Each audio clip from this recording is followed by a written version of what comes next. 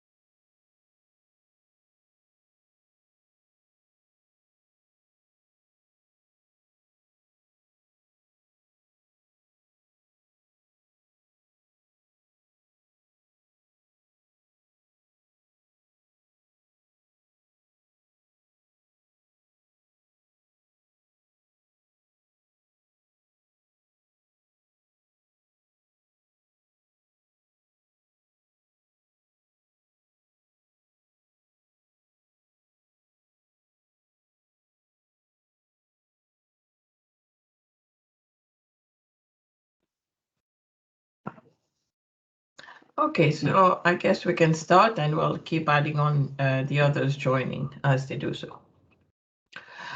I'll start with introductions. My name is Vedna Ramsaha and I lead the Common Premises stream from DCO from UNHQ. And I'll invite the team, Alex, Rodolfo, and Gabriel, to introduce themselves. Hi everyone, my name is Alexandre Penel. I am working with Vedna on the Common Premises project. Very nice to be with you today. Hello, Hello everyone. Sorry. Oh, go ahead, Gabriel. Thanks. Hi everyone, I'm Gabriella, and I also supported the building up the Common Premises UN Info platform, and will be showing you a demo of this platform today. And I'm Rodolfo. I'm a Data and Reporting Officer at the Country Business Strategy section in DCO. I'm supporting all of the business operations platforms, including the Common Premises platform, as well as the reporting of results. Okay, thank you, guys. So quickly over the agenda, we'll show you the efficiency agenda. So where is Common Premises actually situated in the whole reform? We'll give you an overview of Common Premises, some key concepts, what is a country Common Premises plan, what we're doing in this exercise, and then we'll start focusing on the first part of the country Common Premises plan, which is the stock take, and finally take you through a demonstration of the platform. Okay. So the efficiency agenda. Where is Common Premises located in the reform? So first and foremost, it's located in the efficiency agenda. What is the efficiency agenda? The efficiency agenda is the operations reform of the UN development system reform of the UN. And the efficiency agenda consists of 3 enablers and 4 targets. The 3 enablers are in the right. So mutual recognition, which has been signed by 21 agencies. And what mutual recognition is actually agencies recognizes each other's procedures and recognizing that there are no risks in using each other's procedures. So now while this has been signed, this is yet to be operationalized. The second enabler that has been signed with quite a few agencies is the client satisfaction principles. So in the delivery of services from one agency to the other, the service providing agency provides quality indicators on which their services are rated. And the feedback received from these quality indicators are incorporated at, say, every year to make the services being offered better. And then last but not least, we have the costing and pricing principle, whereby under this, there's agencies offering services have to be transparent about the services that they are offering. For example, if FAO needs to buy a service from UNHCR or WFP, the prices could be different from the same service for the same service, but what goes into the service also might be different. So by bringing this to this transparency, we allow the buying agency to actually make an informed decision on what it really needs. As you will see, these 3 enablers of the efficiency agenda actually really enable the 4 targets that are set. One, you have probably heard about it, all of you by now, the Business Operations Strategy 2.0. The target was to have all 131 business operation strategies by December 2021. And right now, I think we're at the number of 126 or 125. So very near to finishing those. The business operation strategy is built on the 6 service lines, operational services that are offered to agency and to support program. And those same 6 services are used to build up the common back office.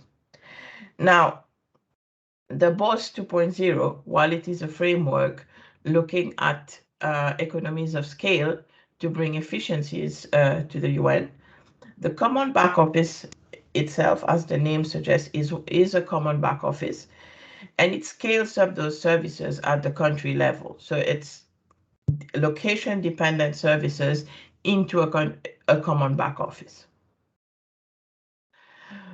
Then the common back office is scaled up further common back offices at country level to global shared service centers.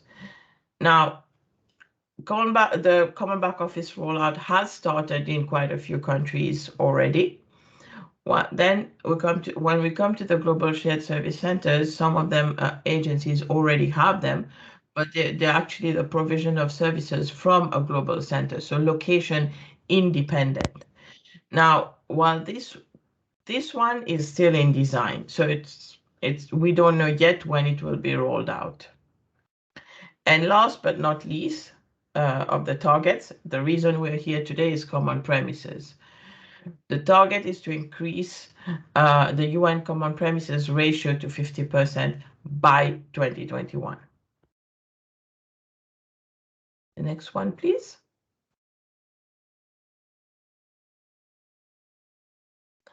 So, common premises. As mentioned, our target is very clear from the GA resolution. We call it the SG's target, but it's actually also in a GA resolution, therefore mandated to all agencies and the Secretariat, is to increase the proportion of UN common premises to 50% by 2021. So what are common premises? A common premise is a building that houses 2 or more agencies. And in parallel to common premises, we also have the definition of a one UN house, which is a common premise, but also houses the RCO. Now, what's very important to note here is that the common premises agenda, the target, is not only about huge buildings in capital cities. It's not about only in main cities where we have a huge UN presence. It also takes into account all the premises in all the towns, little towns and cities where the UN works. So in a country, you may well have a common premise in a small town with only 15 people in them, 2 agencies, 15 people, and have that 3,000 staffed humongous building in the capital city. But as part of the exercise, we're not concentrating on one or the other. We're looking at all of them across the board. The next one, please. Now, this is the official definition of the common premises as per the task team on common premises. I will share this definition as part of the package tool, which can be read, but the 4 key things to remember from it, apart from common premises and one UN houses, have one key thing: 2 or more agencies in one location. The aim of common premises is about cost efficiency, is about shared resources, enhanced security, and a unified presence at national and subnational level. Next one, please. So why common premises? What do we achieve by being in common premises? First, efficiency gains. So very often, in the long run, or sometimes in the short run, rental costs can be made lower, up to 0 in the long term, but through common premises. Secondly, utilities and maintenance costs, when shared, can be lowered, can be more efficient. Thirdly, interagency travel, fuel, and vehicles, as you understand, if for meetings, for such, being in common premises increases efficiencies, so lowers the consumption of fuel. And security cost. Quality-wise, common premises, whether it's in a small city or in a big city where the UN has a huge presence, it is the UN presence status, not in that city and ultimately in the country. Secondly, there are opportunities for space optimization. There are opportunities in a common premises project to increase the quality of working environment for staff members. There's an opportunity for safety and security improvement. There's an opportunity to bring accessibility and inclusiveness to UN premises. It promotes the One UN culture, which promotes the One UN culture, the One UN family, which ultimately has an impact on the interagency collaborations in the delivery of program. Now, apart from this, these direct quality and efficiency gains of common premises also serve as an enabler for the boss and the common back office, because being in the same premise definitely eases the sharing and the procuring of services from each other as agencies. Next one, please. Can I have the next slide, please? Okay. So what is the premises status? Now, this data comes from the UN SMS database owned by the Department of Safety and Security. And what the data shows that in 131 countries, we have 2,239 premises, out of which 451 are already common premises. 1,509 are single premises that can be consolidated, while 269 are premises that cannot be consolidated because they are the only UN agency present in the city where they are located at. So really, our work is with those 1,509 premises. Now, this is the target mentions number of premises. So that's why we have this baseline, these numbers that serve as a baseline. But while we were working, it's not possible to just look at number of buildings as a target and bring efficiency at the same time. So we are also looking at two other indicators to understand the accommodation situation of the UN in general. One of them is the percentage of personnel in common premises. So out of those, out of all the staff members, 45% of the staff are already located in common premises. So if you think about it, 45% of staff are in 451 buildings, while 55% are in 1509 plus 269. So that quite brings a perspective of where we stand in regards to premises. The second indicator is the percentage of agency officers in common premises. Now, for example, FAO is at 11% common premises, all their offices. UNDP is at around 80%. So on average, when we average the percentage of each agency, we see that we are at 54% of agency offices in common premises already. Next one, please. The task team on common premises and facility services. So the UNSDG task team on common premises and facility services reports to the big task team. And they are known as, I mean, it's a long word, but to introduce an acronym for those as if we missed them, the task team on common premises is known as the TTCP plus FS. So actually, the TTCP plus FS owns the target of reaching 50% common premises in the UN.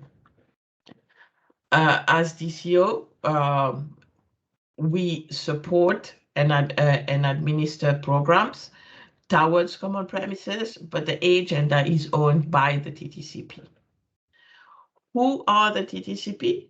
You can see on the right the list of members in the TTCP. It's not a closed membership circle, so efforts are still ongoing to see other agencies that are willing to join the TTCP. What does the TTCP do? As you will see, it provides guidance and tools to UNCTs, which intend to engage in UN House projects. And as well as looking at strategies to enhance efficiencies, as well as increase the number of UN common premises worldwide.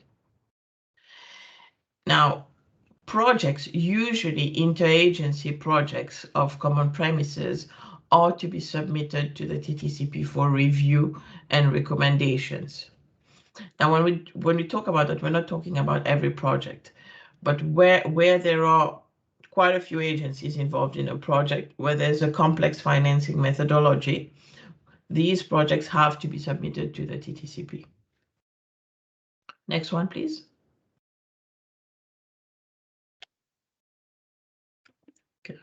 Okay. The TTCP plus FS has a toolkit, provides a toolkit with different tools to facilitate the establishment of common premises. One of them is the preliminary space needs calculation in the form of a template, whereby your space needs are estimated, your preliminary space needs are estimated through those calculations. It's on the basis of number of staff members and what are the spaces that are allocated to staff members, and includes a growth in the next 5 to 7 years component. Now, the toolkit is already on the UNSDG website, but we'll also be sharing this toolkit with you. And what I want to point out here is that the space needs template has been worked into the platform to even facilitate your work further. Other templates, and this is not an exhaustive list, there are more of them, there is a letter of interest, a template with a letter of interest that is to be signed when agencies engage in a common premises project. There are templates of memorandum of understanding interagency when going into a common premises, and templates of memorandum of agreements between the UN and an external party. Also, there are environmental guidelines, environmental sustainability guidelines that can be applied to common premises projects during renovation or construction, as well as very comprehensive construction guidelines for office spaces, including codes on disability. Next one, please. Can I have the next one, please, Alex? Okay. Yeah, can you see it? Yes, I changed. Yeah, thanks, Gab. Yeah. So what is the common premises strategy? We have the target, we have the TTCP. What is being done to work towards the goal of common premises? So one of them is what we are doing now as part of the strategy, is for each country to have a country common premises plan. So basically, for each country to look at the actual situation and understand what do I need to do as a city, as a country, to improve my common premises situation. And that's worked out on the common premises platform, which we'll cover in more details here. It's mandatory for the 131 countries. But not only that, having the country common premises plan on a platform also allows for proper reporting, because where we stand now, there's no unified reporting. If one agency is reporting certain numbers and another one another, when it comes to the aggregation, there is nowhere to draw that data except through emails and Excel spreadsheet. And you can understand that it's not always that we're going to come up with a coherent answer. So the country common premises and the platform serve for as a planning tool, for initiation of project, and as a reporting tool as well to senior management.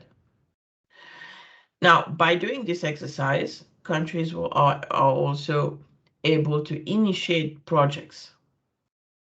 And if you look at the yellow part, the second part of the strategy, as mentioned before, the TTCP supports Common Premises project in terms of guidance, especially. The two other parts, the two other pillars that are being worked out to support Common Premises is a resources mobilization strategy for capital funding of Common Premises project.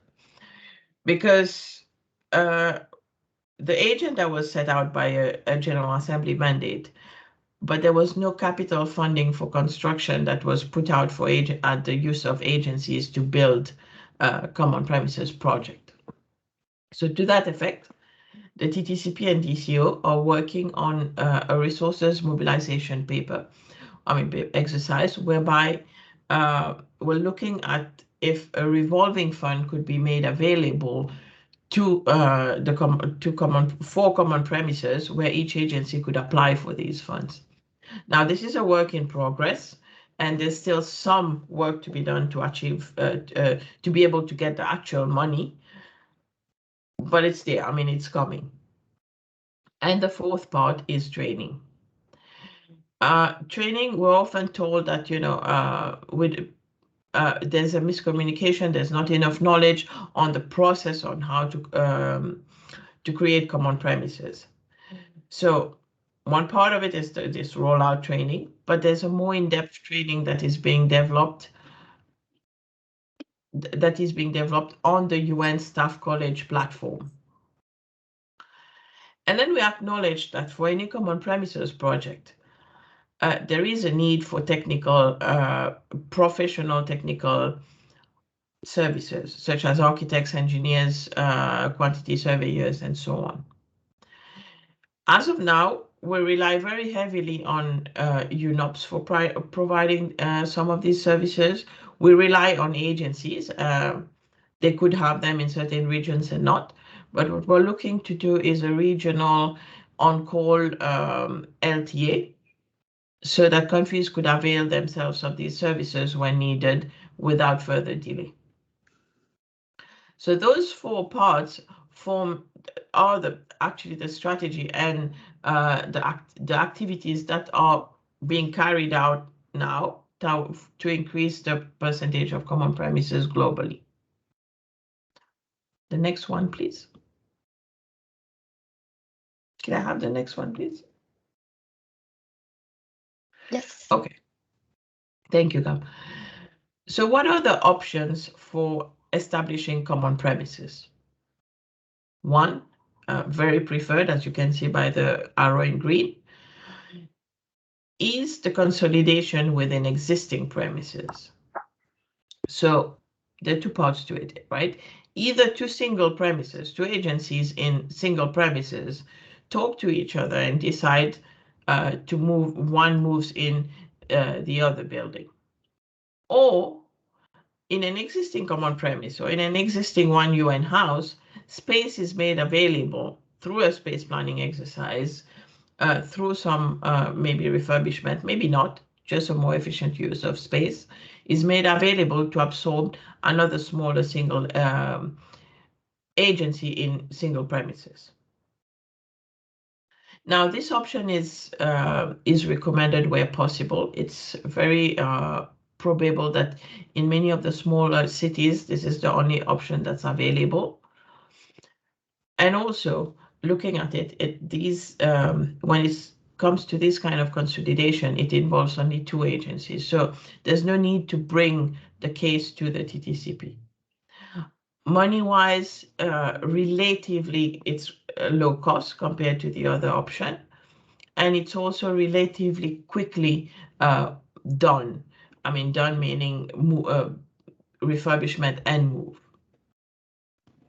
The next option, also as the UN, we do like the government provided rent-free building. So in this option, either the government builds a building to the UN specifications, and the UN enjoys a rent-free status in that building for as long as it works in the country. The building belongs to the government, the land belongs to the government, but the UN enjoys free rent basically for 50 years or more. Or the government refurbishes an existing building for the UN. So they cannot build a new building. They actually give the UN an existing building, also rent-free. The third option, funded new construction by UN. Some agencies have the capital funds to invest in a few select locations that really is to their discretion. And can you guys see the screen? Or is it me? No, we Yes. can't. Yes. Can you see it now? Oh, yes, I'm seeing it. Yes. So, Yeah, we can. Okay. Okay. So in this option, in the funded new construction, in some locations, the agencies have the funding, right? So they either build a building on land that is provided with from the government, or they are able to actually buy a building in that country. What we do ask when agencies are able to do this is to team up maybe with another agency who has the capital funding also, so that instead of creating single premises, they work on a larger scale and at an agency level and at a one UN level realize economies of scale. The fourth option is the most common option, because it's not everywhere that we can fund a building, that we have land, or the government can help us. So it's the UN leased commercial building. Now here, very often throughout the years, agencies have joined cities at different points in time, and therefore their presence are scattered across the city, and not only across the city, across a range of types of buildings. So we find some agencies in residential buildings. We can find some agencies being located in the same city in very old buildings. And we could find some agencies in actually super nice, modern, latest trend buildings. But the strategy here is to go for agencies team up together and go towards one landlord and rent a building. Now, is it all agencies in a city? Maybe that's possible depending on size and what's available. Maybe it's not. But these do bring a lot of economies, because in terms of maintenance and security, but also in terms of rental costs, because the UN is known as a low risk tenant. It always pays, maybe late, but it always pays. And also having one building allows for better negotiation with landlords. The last option, which is an option, it's in red because it has a lot of risks, but nonetheless is an option, is what we call the public-private partnership. So in that scenario, the government gives a plot of land to the UN, and that's it. The UN has to build its own building, the one UN. So all agencies together have to build their own building on that plot of land. Now, in the absence of funds, because if we do have funds, we're going to use option 3. I just want to pause 1 sec, because it seems that, are you all able to see the screen? And if anyone cannot see the screen or cannot see the full screen, just let us know either by message or through a reaction. Because what Alex and Gabrielle are saying is that if it's too small, you could zoom in your own screen to get the full view. But I'll just give a few seconds in case there are problems.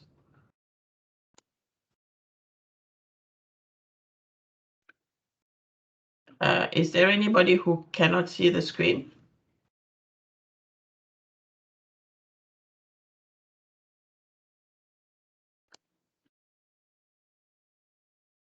Okay, so I'll keep going. So what do we do under a public-private partnership? We ask the government to engage with a developer who would fund the building, who would actually fund the building. And on the other side of the coin, the government is engaging with the developer. The government also signs an MOA with the UN for the repayment of that investment cost over a certain agreed number of years.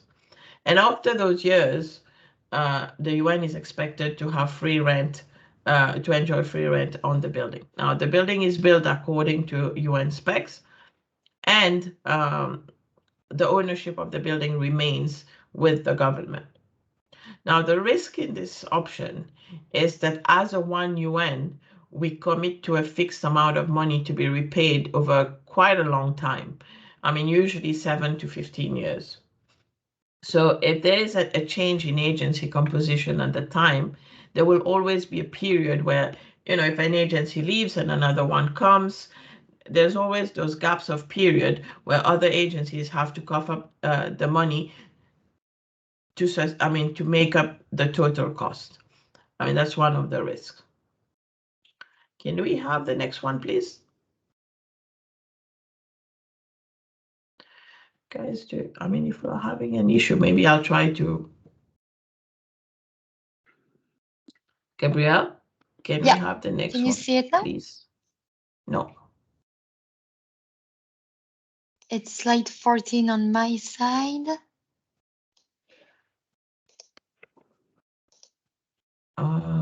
Let me know. I'll just stop and reshare. I mean, I don't see it, but okay, I'll reshare and then yeah. Here. I mean, more than me, it's more important than everybody else sees it. Let me know. Now it's supposed to be showing slide 14.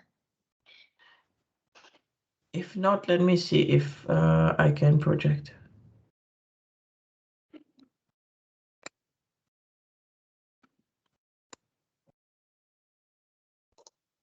No, it's not showing for me. Now it is. It is Okay. working. So Yeah. I can see Alexandra's. Okay. Now, common premises and UN SDGs. So common premises provides an opportunity for each and every one of us to bring sustainability measures and accessibility measures, being acting as an example of what we're asking the whole world to do in the UN SDGs when buildings are being planned and building projects are being implemented. First, by reducing the built footprint of the UN through efficient use of space. I mean, reducing the building footprint where you can is already reducing your carbon footprint as the UN. But apart from that, there are also other measures that could be implemented, such as water recycling, solar panels, I mean, you name them. And on top of that, accessibility features should be part of every refurbishment project that we have ongoing. Now, on these, as I mentioned before, the TTCP has worked with UNEP, the SUN project, to create sustainability guidelines to follow during a common premises project. And as part of the international construction codes that has been adopted by the TTCP, Chapter 6 is about disability, and it's based on the ADA, the American Disability Act, and the International Building Codes on disability. So we have the guidelines. It's a question of implementing them in your project. So whenever you have a common premises project and it's being planned in the country where you are at, we strongly encourage that these two documents are looked at and actually followed for both. Next one, please. key concepts. So I'll pause here in case there are questions for a couple of minutes before we move to the key concepts.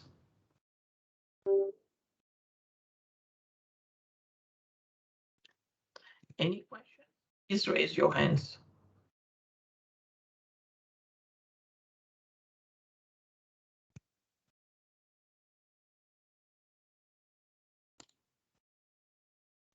Okay, I don't see any hands, so we'll keep going. Go over, Gab. Okay. So inclusion exclusion criteria. So when we're calculating the number of common premises, which agencies are part of it, which agencies are not. So we have put together inclusion exclusion criteria. First as the agency type, and secondly as office types. So as the agency type, you will see agencies that are not part of the UN development system are excluded from the common premises agenda. Learning institutions, so UN Staff College and other learning institutions are excluded. The World Bank Group and all the banks are excluded, and the IMF is excluded from calculations on common premises. Now, that doesn't mean that agencies cannot be co-located with one of these entities. It just means that if you're co-located, for example, with the UN Staff College or the World Bank, as the example below, World Bank plus WFP, it's going to be counted as single premises. And the other part is peacekeeping missions. So peacekeeping missions are included in the calculations.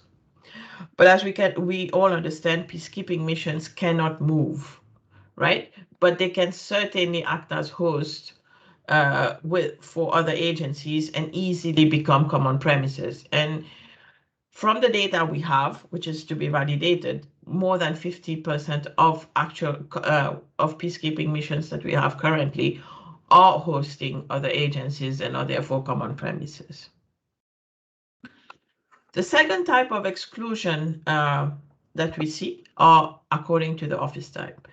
So this agenda, this mandate of common premises applies only to office buildings.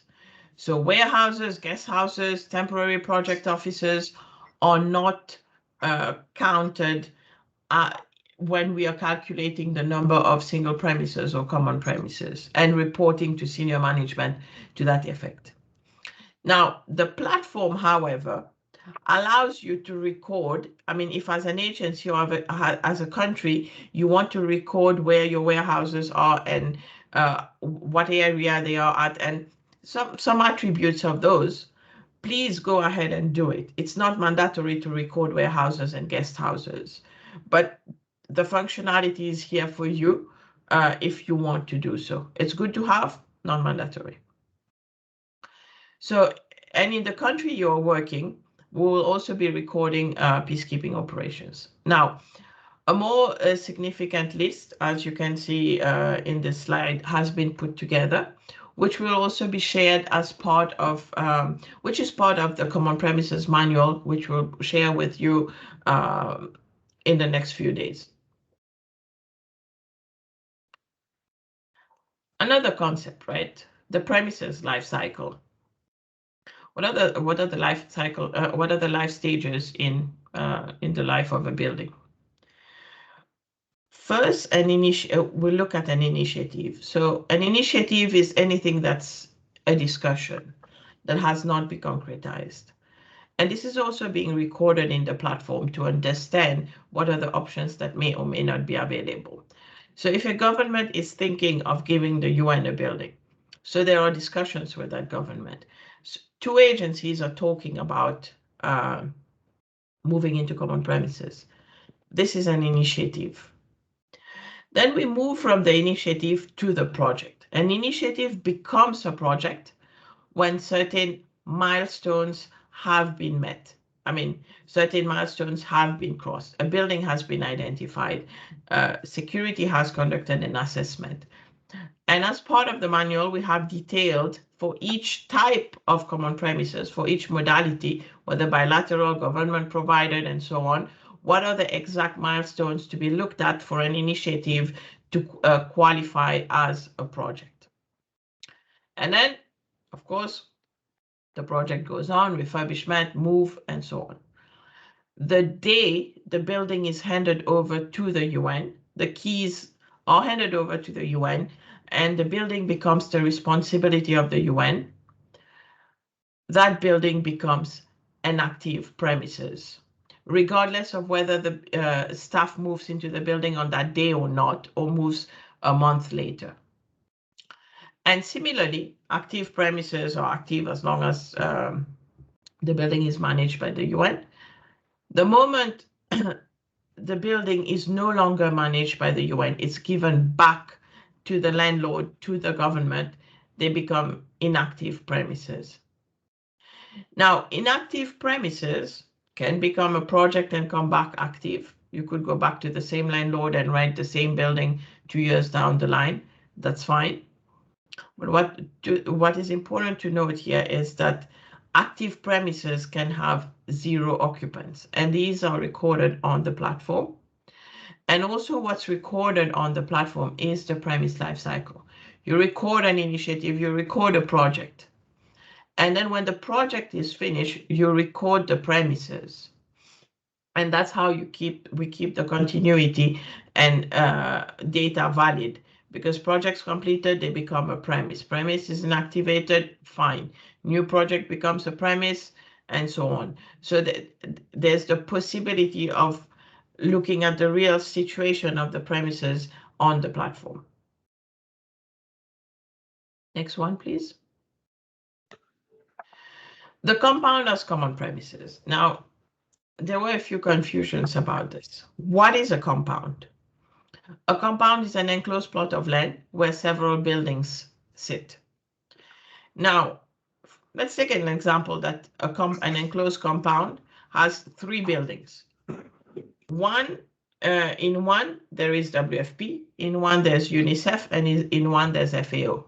So 3 buildings with single agencies. But the fact that they are in a compound, the compound becomes a common premise. So, I mean, if the buildings themselves are common premises, that's fine, but it doesn't matter. But if the compound has maybe the compound has 10 buildings and is occupied only by the mission, then the compound in itself is a single premise. The next one, please. Now, this is here for you to think about, because we're looking now with the pandemic. Most of us have worked at home for quite a long time. And that brings the question of what is the right work model for our organizations in the future? What will the post-COVID office look like? How can we manage our facilities in that scenario? And we're looking at this, the TTCP is looking at these in cooperation with the HLCM, who are looking at future work modalities. This slide is here not to say, because there's no resolution yet of what should be like, what everything needs to look like. But this is here for you to think that if it's possible, how far is it possible for people to work partially from home? What does that mean for the building footprint? Can desk sharing be made possible? Now, it's not a one-size-fits-all, but it's for you to start thinking about it, and especially think about this if lease renewals are coming. Okay, so this is for you for thinking further, nothing more from me. Okay, I'll also pause a second to take questions if there are any. No? Wow, that's nice. Then we jump into the country common premises plan. Oh, I see a question from Jan. Yes, Jan, please. Hi, good morning, good afternoon, good evening. You were just looking at the layouts and the questions around common premises, particularly footprint in the context of COVID, remote working, the mixed model, and so on. But as you know, there are criteria for space requirements. Normally minimum, maximum, so on and so forth. But I'm just wondering if that is under review within the context of moving forward. I'm speaking within the context of Belize. We are actually moving from one common premise to another with respect to the UNDP and the RCO and SGP, largely because of the growth of the RCO, but also largely driven by issues that are stated there, which are, for example, the accessibility and security and so on. But even as we are now moving into those final stages, the question as we look at layout comes back and the reflection. What are the thoughts in terms of that? Because on the one hand, of course, with this mixed modality, theoretically, you can look for a lower footprint, but also on the other hand, we also hear from other colleagues concerns about ensuring those, taking the distance and so on. So I just wonder if there is a review of requirements, recommendations as it pertains to UN premises, space, and so on. So sorry to be a long question. Over. No, that's fine. And in fact, as of now, each agency are following their own guidelines for the return to office per se. And you rightly ask, yes, the task team on common premises is actually now carrying out an exercise to see how to update the space guidelines for the post-COVID. And yes, the tendency is towards reducing the footprint, but we don't have anything yet. This exercise is set to end at the end of October. So by end of October or the first weeks of November, there will be something concrete, concrete guidelines to go by. For now, what I would ask, and I don't know if Karine is on the call as well, we could have a discussion if you need that with DCO and Karine regarding any change, regarding any moves that are happening now. Okay. Yeah, no, we're in that process of moves and so on. So we're going through the DCO process, but I'm just thinking as we are finalizing layouts and so on, what that might mean. But thank you very much.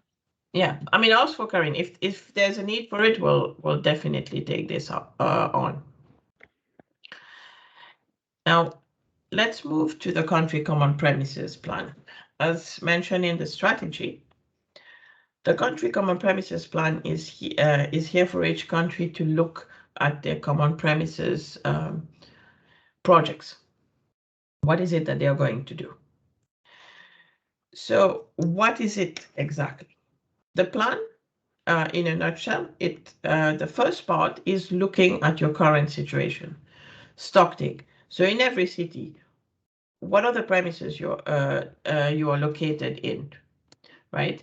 Are there any projects ongoing?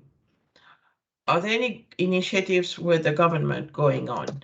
What are the space needs on the ground? What are the contractual agreements? What are you actually paying in terms of rent and maintenance costs? And that allows us to have a view at a country level or at a city level, more importantly, because we are looking at each city in the country, to have a view of the premises situation in that place. And then that will be followed by a real estate analysis where the common premises working group, along which we will help with, is to actually look at what is it that we can do to increase our common premises. What kind of projects can be entertained? And that's the next part of the plan. Once a few projects have been selected, we take those projects to the UNCT and ask them, does this make sense? The working group has come up with these 2 projects or 0 projects or 1 project. Does it make sense? And the UNCT is going to say, okay, this one does, this one doesn't. And we're left with a select number of projects, maybe none, but let's say for the purpose of discussion, we have one project where we go deeper in the project. And as part of the plan, we say, okay, let's do a cost-benefit analysis to understand if this project is really viable. And at that point, as a country, you're able to understand which are the projects that will be part of your portfolio for implementation to progress the common premises agenda. I mean, not only common premises, your portfolio efficiency portion.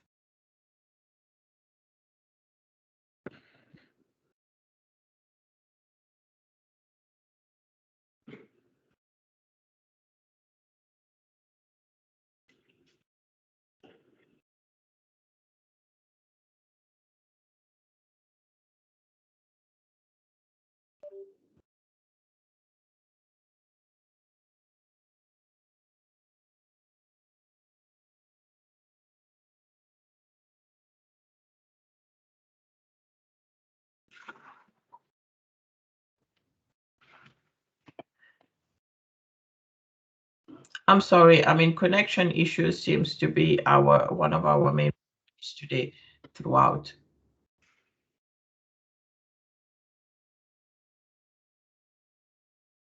I see a few members saying that the screen is frozen.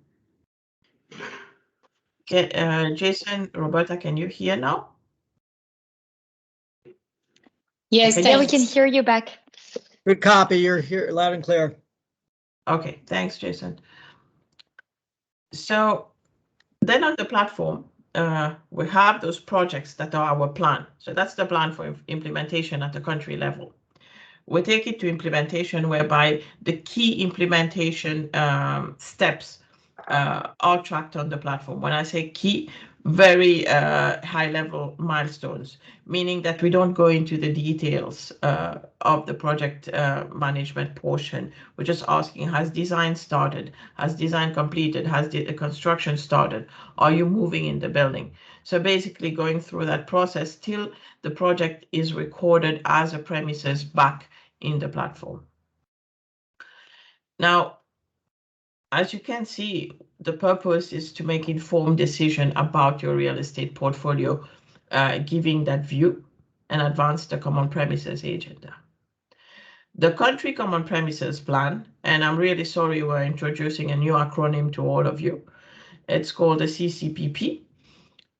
Is the country's blueprint of planned projects for implementation towards common premises. We'll come to the way the CCPP is updated in the later slides. But it's like, if you have a plan now, it doesn't mean that it's going to stay the same way forever. So there is the possibility of updating it at any point in the platform. But there's also a mandatory review on a yearly basis, whereby, well, if nothing changes. But if there's a change, you're supposed to look at your plan every year. I mean, we do acknowledge, all of us, and even for us who have put this together, it's also our mandate, that there is quite some work to be done in the beginning. But once that information is on the platform, especially after the stocktake exercise, it's available to you all the time. Next one, please. Again, I mean, that's going a little bit deeper into the CCPP. As you can see, the CCPP, the plan itself ends at the third column, which is the cost-benefit analysis. And then implementation of the projects that are entered as part of the planning can go on for a year, for 2, for 3, depending on which kind of projects that are ongoing. But the planning section ends at part 3. As I mentioned, the first part is what we call the stocktake. So, and this is what we are doing now. We're actually doing the stocktake portion where we are collecting data in the platform. What kind of data we are collecting? One, we're looking at existing premises. What is the premises situation? Alex and Gabrielle will take us deeper into into more details into how to do this. For the premises that we are already located in, what is the area? What are the premises data per se attributes that we're looking at? What kind of contractual agreements are we under in those premises? How much are we paying for those premises? Which agencies are occupying those premises? So that's one part of it. And the other part that we're calculating is looking at the space needs of each agency in the city. And that's the exercise that we're going to focus on now, from now to February 2022. So now the countries that are in this group are Group A countries. So from now to end of July having this exercise, but then all countries will have to enter this data by beginning of February of 2022. And then following that, we will work with you to see what, the real estate analysis and identify options for common premises projects that will ultimately go through the approval process and end up in a cost-benefit analysis. And finally, give us a project or two that the country will be working on in the next few years to increase their common premises and increase efficiencies in premises in the country. Next one, please. Now we're going to focus on the stocktake exercise. Before we go there, are there any questions? Nope. You guys are scaring me. I mean, only one question. Anyways, let's go on.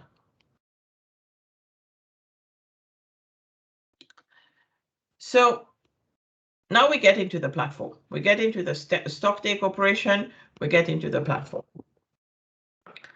The stocktake operation is broken down into three key parts.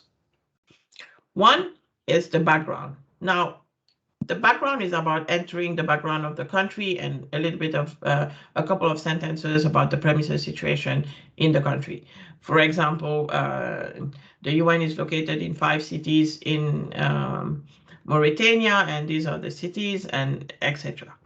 But what's more important with that background is that one, you're kicking off your country plan.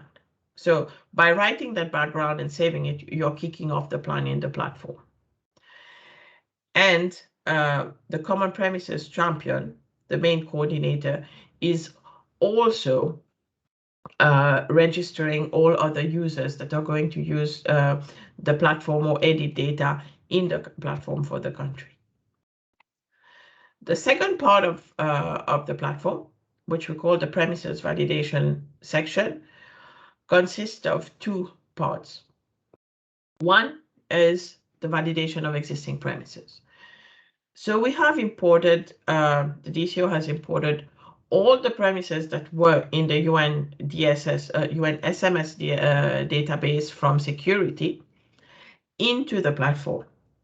So there's the necessity to look at that list and say, yes, this one is true. No, this one is fake or no longer exists. This one makes sense. This one doesn't make sense. I need to delete this one and add any missing premises from this list. So basically by city, looking at the list and making sure that you have the correct list of premises with the correct addresses there. And for countries in an MCO situation, the platform allows you to also do that exercise for the MCO you're responsible for. Now, usually this the person in the country having this data is your security advisor or somebody from DSS. We're not asking for the person from security to be working on the platform. They can, and that's a decision that could be made at the OMT or the UN city level. But they are the right person to get that information from, the address and the list of premises.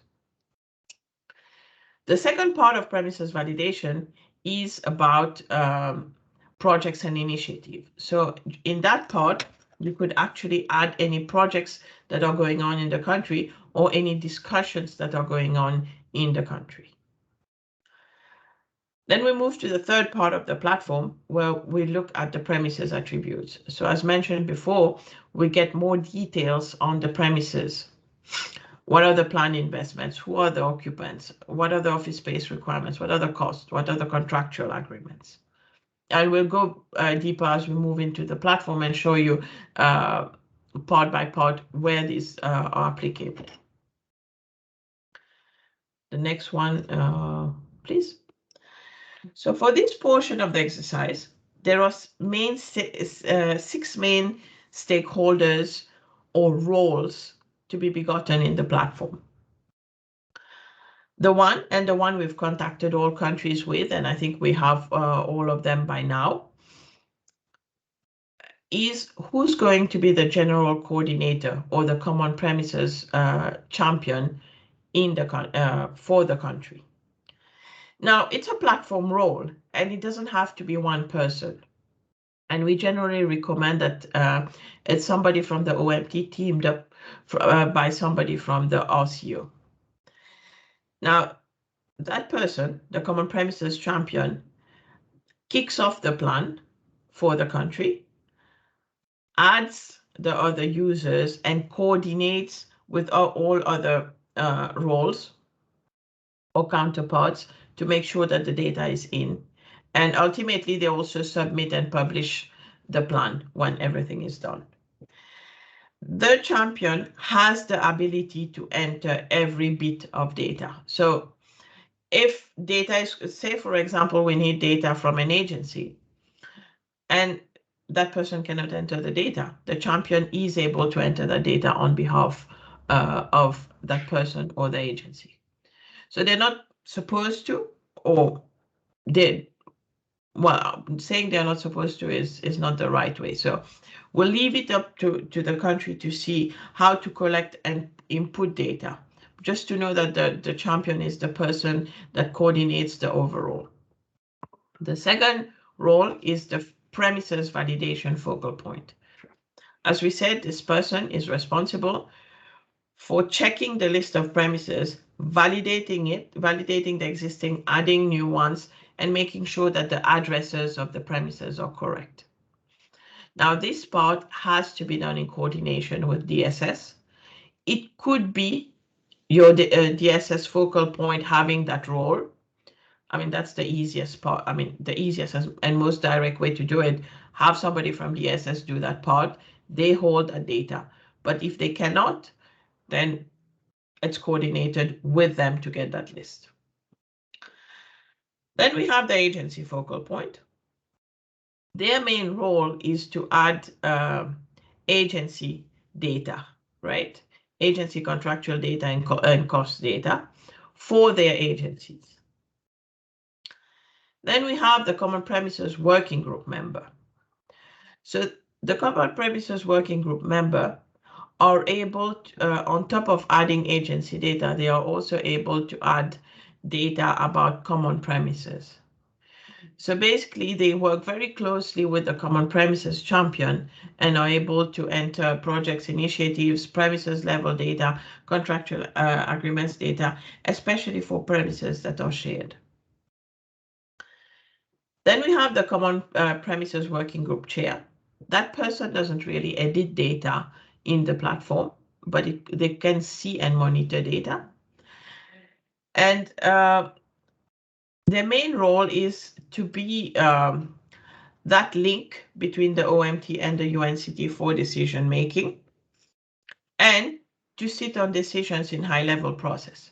Maybe for the stock take, it's not that important, but as we move along the process of the CCPP, there will be points where the chair will necessarily have to make some decisions. I mean, aid or bring decision making to the UNCT. Then we have the quality assurance role, whereby there's a quality assurance function that Alex will cover further. I just want to point out also, right, that agency focal points in the TTCP at the HQ level will be able to look at the data that you are entering. They won't be able to edit your data at country level, but they'll be able to see the data. Next one, please. So here we go again. So the roles now with the steps. The background is the common premises champion. The premises validation is the premises validation focal point. Adding of projects and initiatives can be done by the champion, the agency focal point, or the working group member. The way attributes to projects premises are done, there are high-level premises data, and that's done by the working group member or the champion. Adding the list of occupants, and by occupants we mean occupant agency, not people. Enter and delete if needed, so verify the list of occupants by building. And then it's up to the agency focal point to enter occupants data and contractual agreements. But as you can see, the CPC basically can do every role except the premises validation. And the working group member also helps in most of those. Now, we also, the reason this has been made like this is to provide flexibility for you to decide at an operational level, how best is it? Do you want to collect, if it's a small country, you could actually collect the data and have one person or two people enter the data. If it's a larger country with multiple cities, it does make sense to assign the roles to different people. But there is that flexibility so that the task, well, you could operationalize it to the extent that you need to. The next one, please. Okay. Really be careful on this weather, I don't like this. I hear some noise. I'll just ask anybody talking to please mute themselves. Okay. So I'll hand over to Alex and Gabrielle for the platform demonstration, unless, oh, I see a question from Moby. Please, Moby. Yes, thank you so much. Especially this talk take is very clear. The rules are clearly defined. I was just asking, especially when you came to the point of flexibility, whether in this case, on behalf of my team lead, who is not in this meeting, whether it's possible to have the strategic planning advisor from the RCO to be amongst the CPCs, the champions. Definitely. I mean, we leave it to the OMT and to your team to decide who you want to be the CPC. And like I said, it doesn't have to be one person. It could be two people. And may I ask which country you are Sierra Leone. Okay. Okay. No, they could be this. The team leader can definitely be the CPC. I see another hand.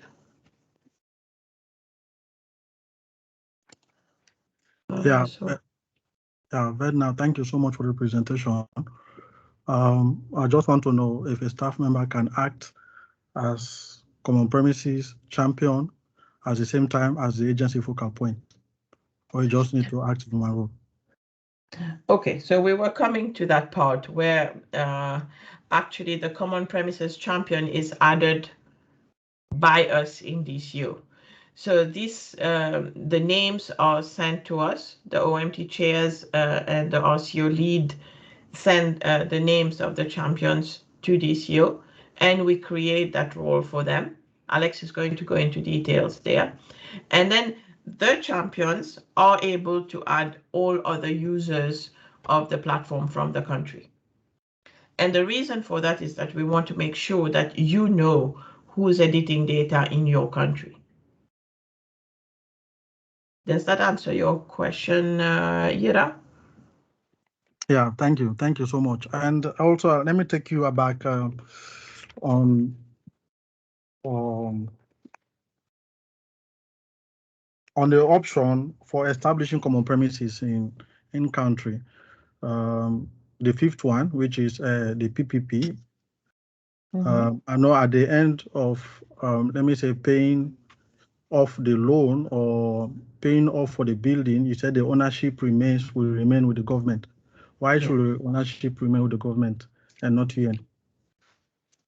Well, that's a very good question, and it's not something that it's not set in stone, right? What put in that side is the general modality, but usually, and I'm saying in general terms, right?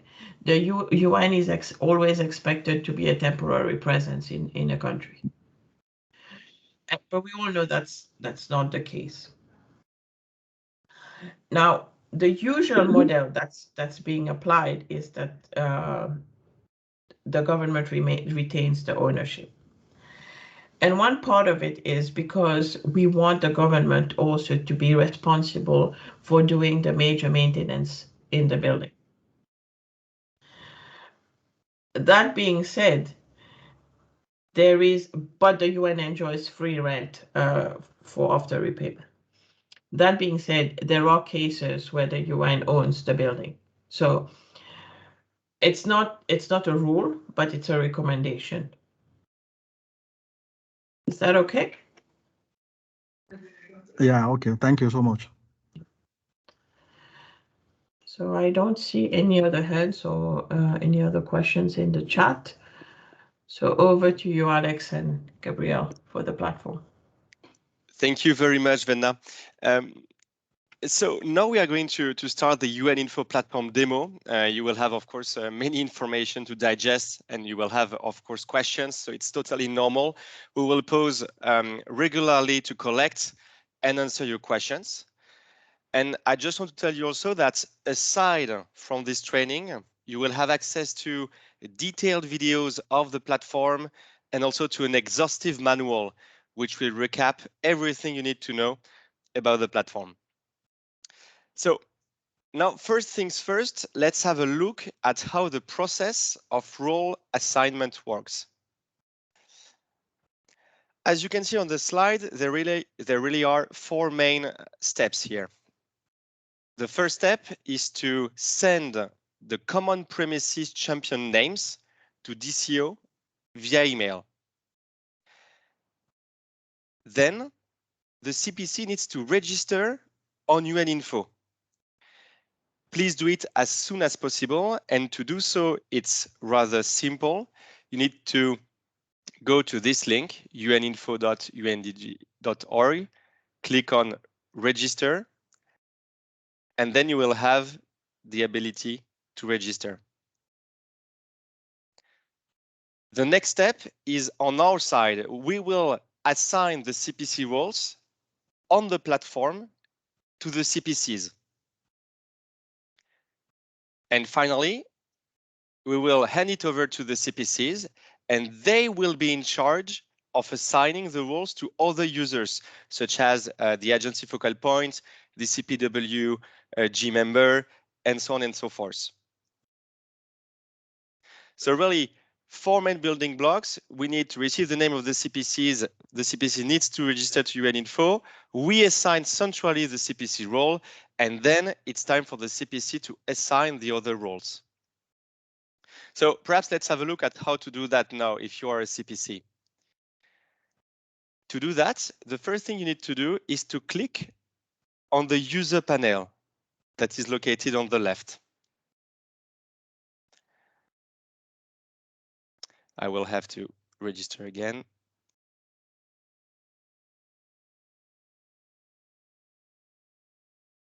So first step is to click on the user panel.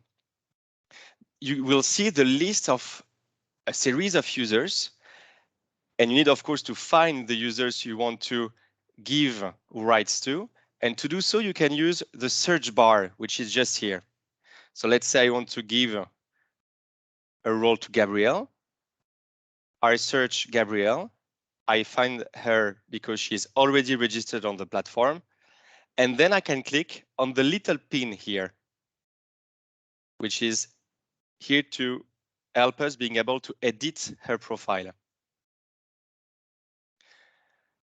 After clicking on the pin, you will have this page that will pop up, and you have basically all the information you need to know about one given user of UN Info. What will really interest us here are the two parts, permissions and responsibilities. So first, let's have a look at the permissions part. You do not need to fill anything on the region part. When it comes to workspace, you need to choose the country you want to give rights to. Let's say we want to give Brazilian rights to Gabriel.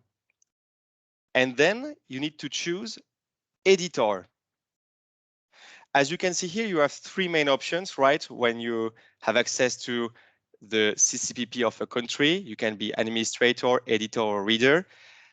We ask all the CPC to register the different users as editor, because if they are registered under reader, it means they won't be able to edit the data. And if it's administrator, they will have too many rights. So we really want to have the editor rights. After giving the editor rights, it's time to choose the domain. And the right domain is Common Premises Editor. We click on Save. And you can see just below that under Responsibilities, a new field appears for Brazil. Now it's pretty simple. We just need to select the role that we will assign to Gabriel. Let's say CPWG member. Before clicking on Save. Of course, it's a lot of details, but in the manual, you will have all of what we just said explained, and you will also have access on a specific 4 or 5 minutes video to perform that. So really have a look at permissions and then responsibilities. So now it's time to have a look at how to access the platform and the plan. To access the platform, pretty simple, right? If you are registered, you just need to sign in, entering your email address and the password. You will arrive in a page like this one. And now it's time for you to select your workspace, which means the country you will enter data on.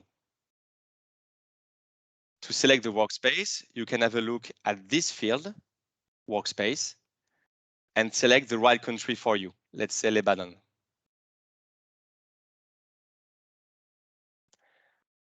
Once you have picked the workspace, you have access to all the plans created for your country.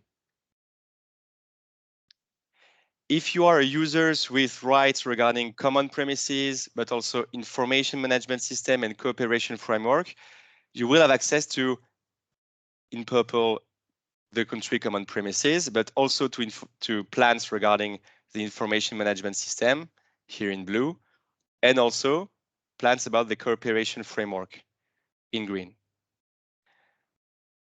Here we are only focused on common premises, and so if you have too many plans to choose or to look into, you just can click on the purple button here, which is basically a filter. It will filter all the plans related to the common premises for Lebanon. Here, of course, if you only have one workspace and only the CP rights, you won't have access to other information, to other countries. Please note that the plans are created centrally. All the plans are created for your countries now, so if you don't have access to it, please contact us. But you will have access normally to all of the plan. Once you see the plan, you can click on Edit, which is the little pin on the right of the screen. And you finally have access to the stocktake part of the country common premise plan. So let's perhaps recap a little bit. We have created the shell of a plan the users enter UN info, choose the right workspace, and then see the plan already created.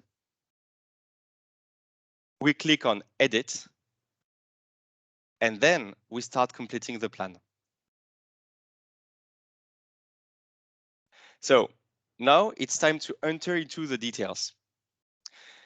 As you can see here, and as Venna mentioned earlier, the StockTake part of the platform comprises 3 main steps. The first one is the background part. The second one is the premise validation part. And the third one is the premise attributes part. Concretely, it consists of creating an up-to-date database of UN premises by recording all existing UN premises and their attributes. It can be physical attributes, contractual agreements, and so on. By recording any ongoing projects in the pipeline, by recording the space needs of the UN, and finally, the financial data related to premises. As Venna mentioned, and as we have seen together a few minutes ago, depending on your role, you will have specific tasks to do on each step of the platform. So now let's deep dive together the first step, which is the background step, and then we will pause for questions. First, one thing important here is that for the background step, there is only one user who has something to do. It's the CPC. The CPC roles is pretty simple. It just needs to enter the country background, the box here. The description could include any relevant information about the country, such as the size of the UN city, the security level, and any other relevant details. Here, no action is needed on other fields. If we go through quickly the other fields, you have on the right of the screen an auto-generated plan ID number, which is the unique number of your plan. You will see here with the start and end dates that the plans are set up on a yearly basis and that the start and end date are also auto-generated. Finally, you have access under the user for information to all of the users that will be able to edit the CCPP. Once the CPC has filled in the country background, it's now time to press Save.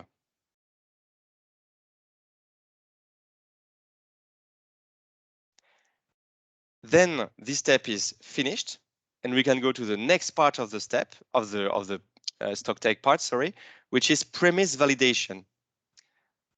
To go there, you can either click on this button or you can click on the next step button, which is located at the very end of the page. One additional information to give you around the country background, more precisely regarding the dates. Venna quickly mentioned it earlier. As you can see on the slide, we really have one plan created per year. Here, this slide is built around 2 big arrows. You have year 1 and year 2. So one plan for year 1 and one plan for year 2. On the left, the process is the following. The DCO creates the yearly plan 1. The users complete the plan, and then you will, of course, have access to different versions within a year. And then when it comes to year 2, the DCO will create the plan. The plan will be pre-populated with yearly plan 1 data. As a user, you will just need to either amend the data if needed and complete the last remaining part of the plan. And of course, you will have access to different plan versions within a year. So in a nutshell, what we say here is that there will be, of course, some work to populate year 1 data. But then when it comes to year 2, everything will be pre-populated, and it will just be a question of amending, completing the data. So before handing it over to Gabriel, who will present the second part of the stock take, the premise validation part, I'm going to pause here for questions. Do you have any?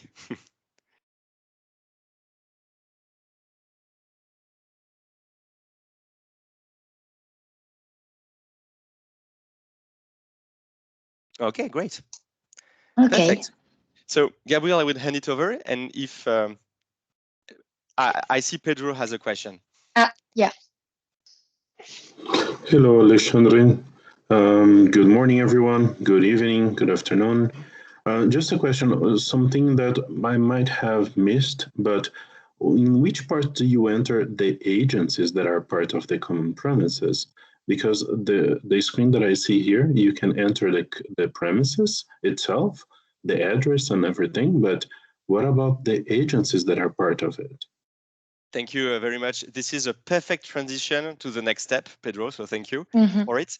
So here in the background step, we are really interested in general information around the plan. Just say in my country, I am my security level threat is 3. I have 5 agencies and 10 offices. That's all. This is really the introduction, right? And on the premise validation part that will present Gabriel, this is where you will enter all of the premises, projects, and initiatives that are present in your country.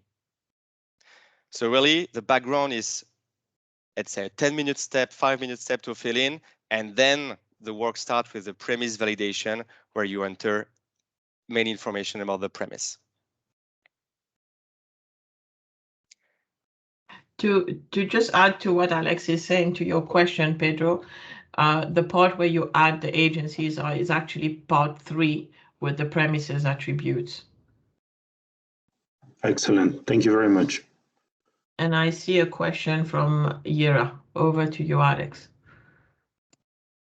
Thank you, Yes, Vena. Alex. Yeah, thank you so much. I just want to know if we need to wait for the manual before we commence the stock take, or yeah, if the answer is yes, then what would be the recommended time? Hopefully, we'll receive the manual and start stock taking. Yeah.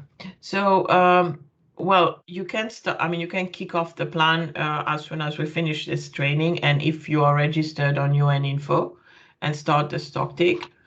We will be sending the manual through the regional coordinators. So Karin, Saman, the same regional coordinators you've been working with for the boss, either tonight or tomorrow, and then you can start the work. I mean, if the training is enough for you to go ahead, right after the training. Okay, thank you so much. Great, thank you, Vena. Is there any questions?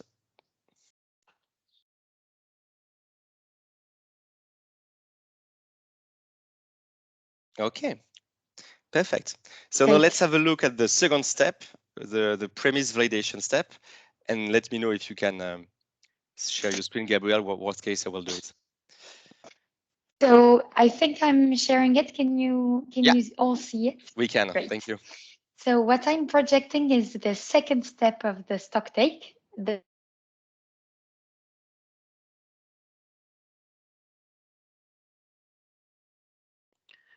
I think we lost Gabriel. Let's. Are you able to hear Gabriel? No. Let's give her a minute. I think we're all having connection problems today. Yeah, we couldn't hear you. I can hear you. Yeah. Okay. We couldn't hear you. Let me try. Okay. Let me try again. Now we can. Now we can hear you, Gabriel. you know if you lose the voice. So I will be presenting the premises validation step, which aims at identifying. Nope, we lost you again.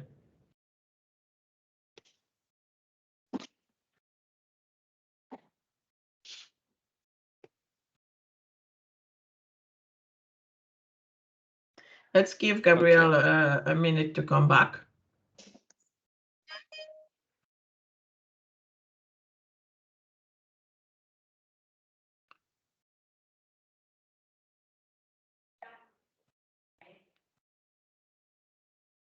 Okay. Are you okay, Gabrielle? Yes, I'll try again to present. Can you hear me now? Yeah, we can hear you. Great. So I'll try again, and if it doesn't work, I'll hand it over to Alex, but Yes. should be okay now. So I want to present the premise validation step, which aims at identifying all UN premises in the country. Regarding the premises. We don't see your screen yet. Because if you want, let me share the screen, yes. and I will try to be agile and follow your steps. Great. Okay, go ahead. Normally the screen is presented. So I cannot see it for the moment.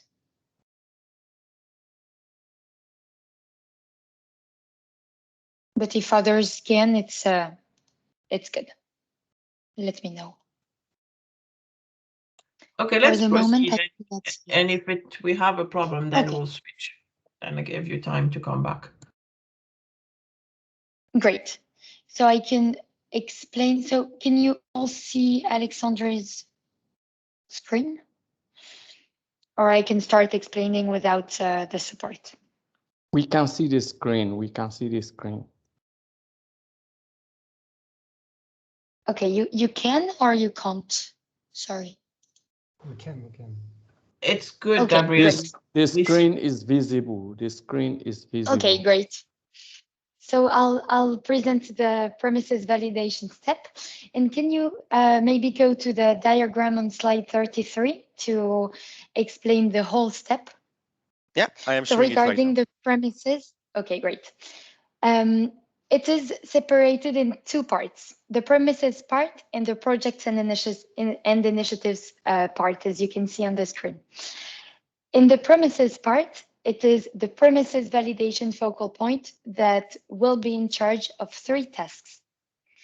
The premises validation focal point is in charge of 1, validating pre-populated premises, 2, adding missing premises, and 3, deleting premises that were entered by mistake.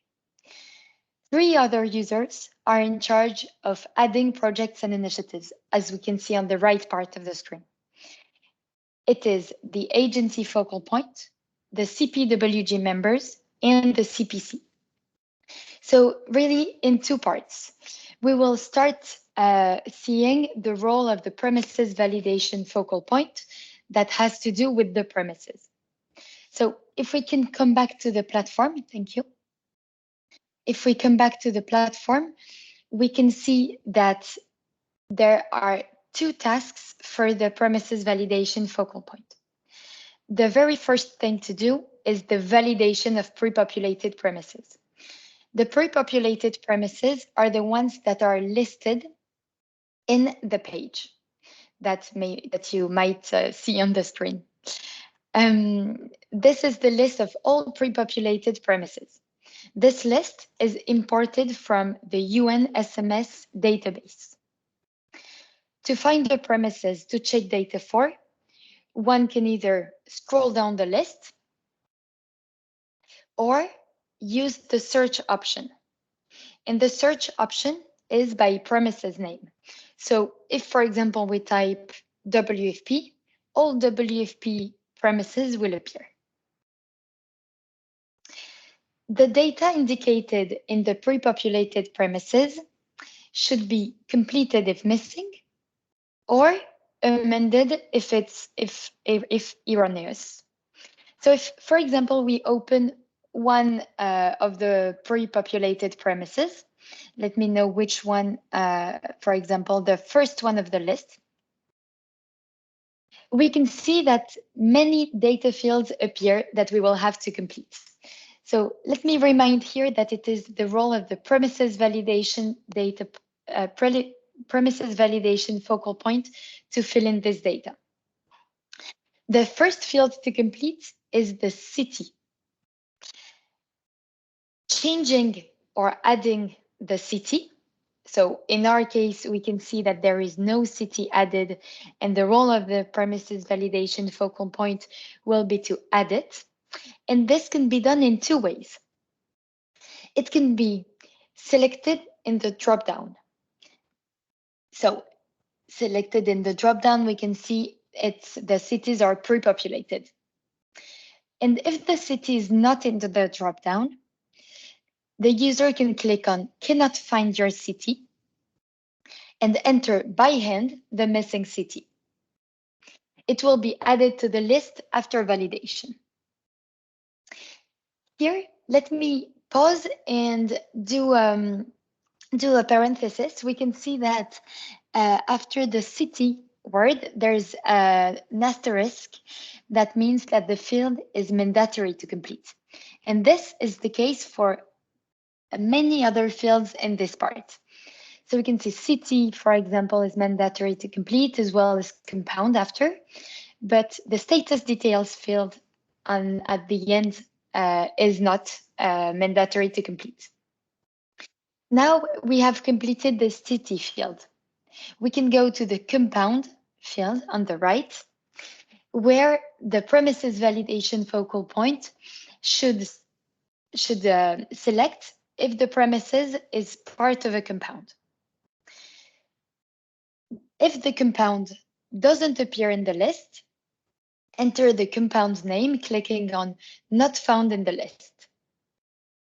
If the premises is not part of a compound, you can select NA, not applicable. The name, so if added in the list, the name of the added compound will be added to the list of compounds after for the following premises. It will appear in the dropdowns of compounds for all other premises. Next, you can add or modify the name of the premises as it is usually referred to. It's the data field premises name. This premises name should allow to uniquely identify the premises. Then, verify the address and modify it if necessary. On the right, we can see that there are coordinates that will be automatically picked from the address. You are able to refine the coordinates using the map function.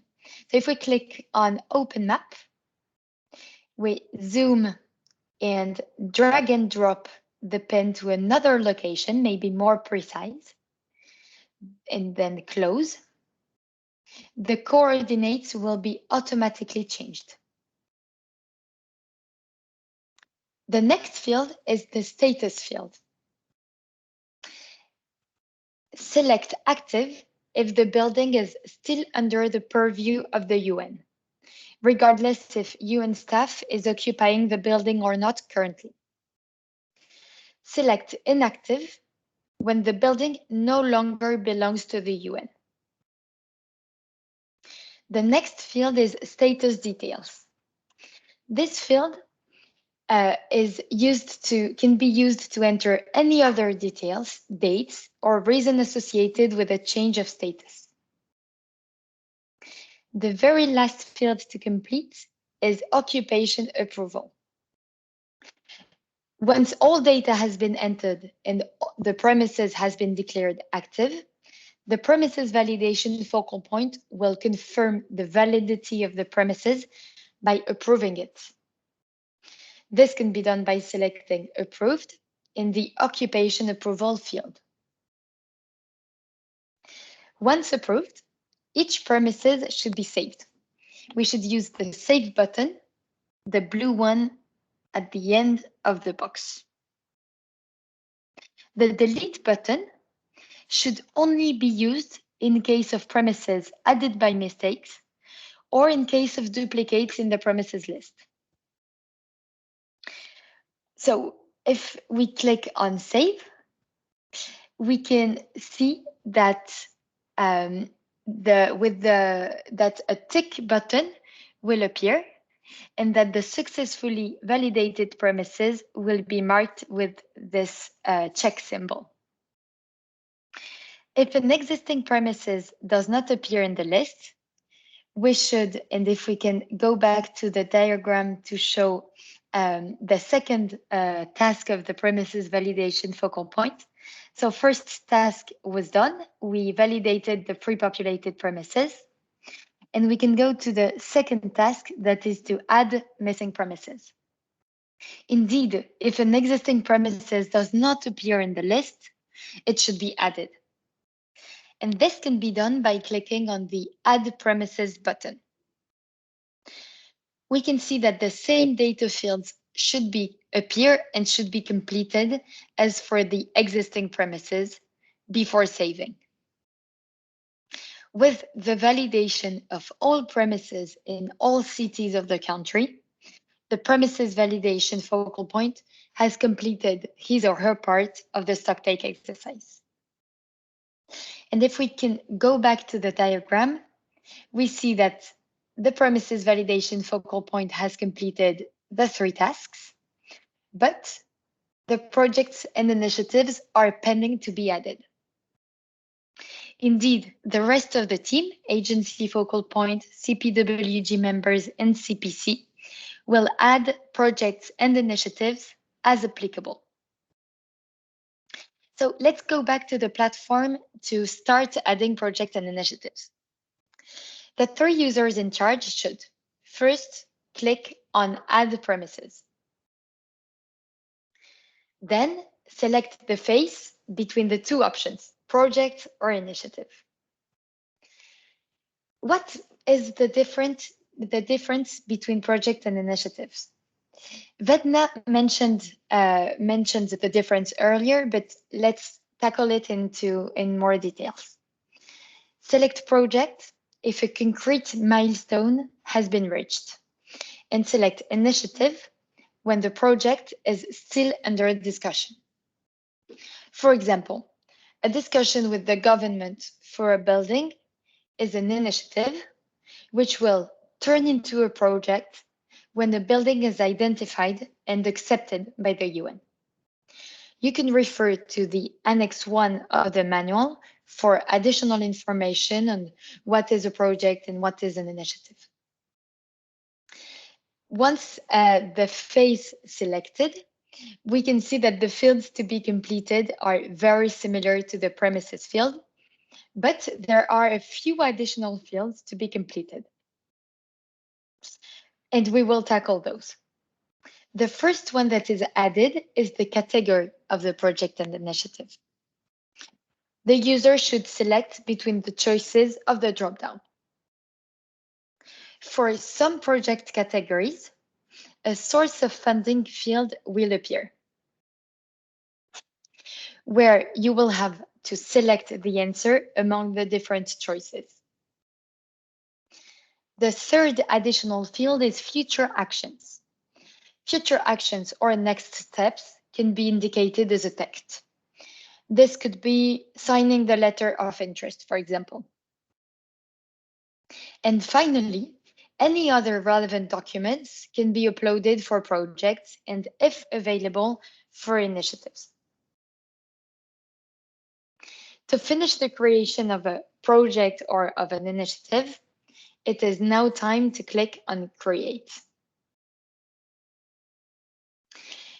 So with the creation, if we can go back to the diagram to see all the tasks that we have completed, we have completed the tasks of the premises validation focal point and of the 3 other users for projects and initiatives. When data entry is all complete and ready for quality assurance check, it is time for the CPC to lock the entire step. We will tackle the lock function in details after, but it can be found at the very top of the page. And you might have seen also that to ease data verification, intermediary locks are also available for the other users. So we have now completed the premises validation step, and we can move to the next step, that is the premises attributes. Let me know if you have any questions about this, the step 2, premises validation, and Alexandre, Vedna, or I can tackle them. Thank you.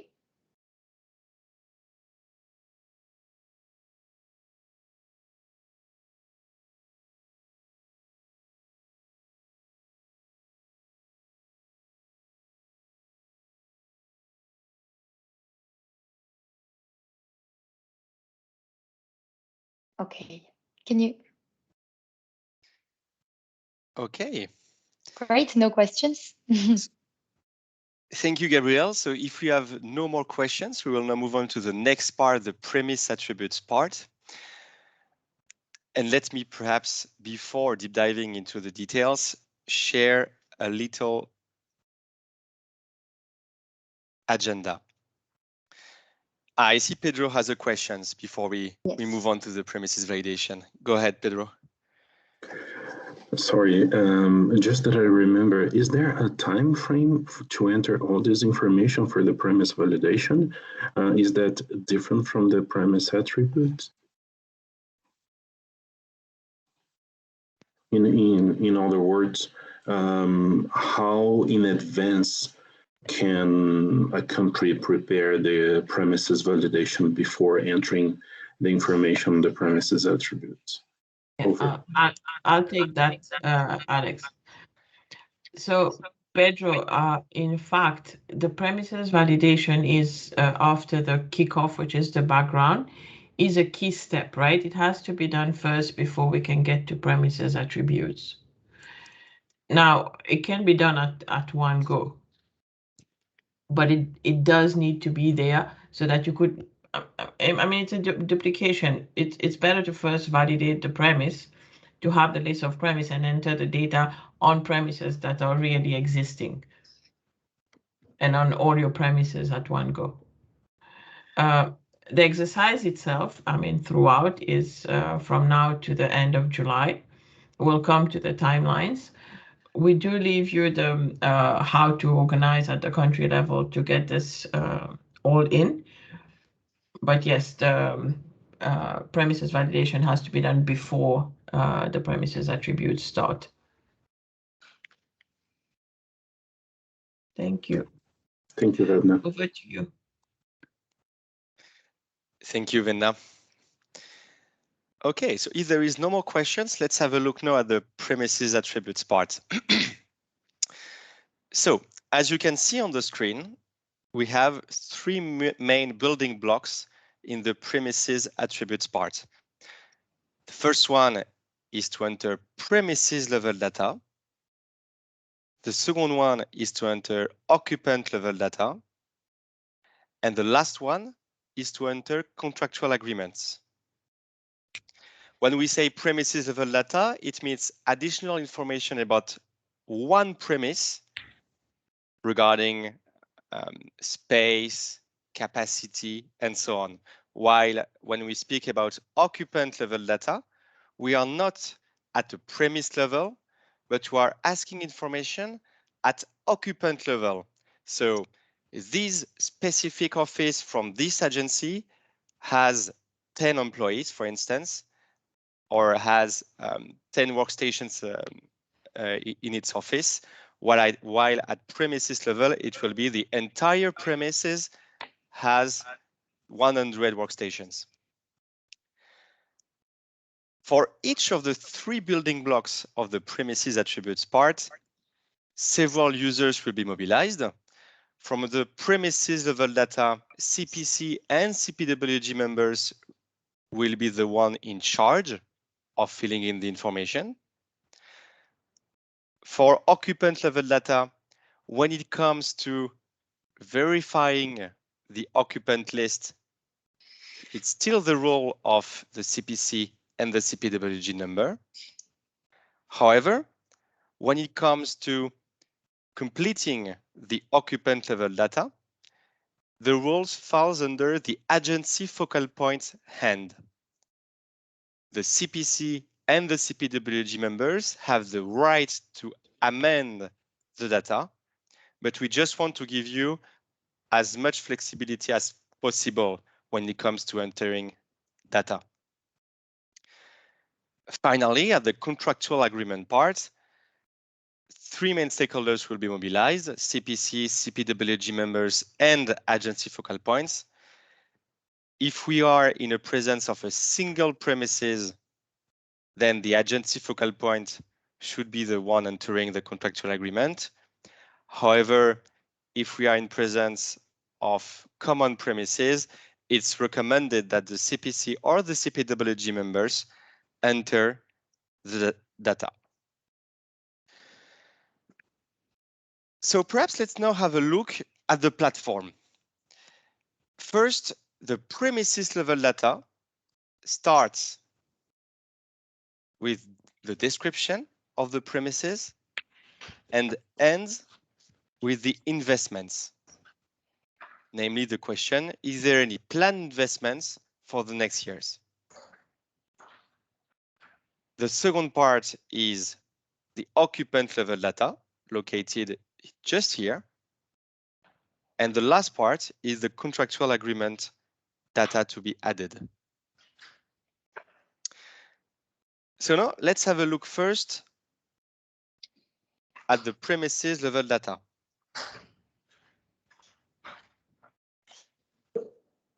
So first thing first, the CPC or the CPWG members needs to enter a description, which could include the premises status, whether it's a temporary or long-term premises, which could include information on the occupants, on the office types, and any other relevant details you might want to add.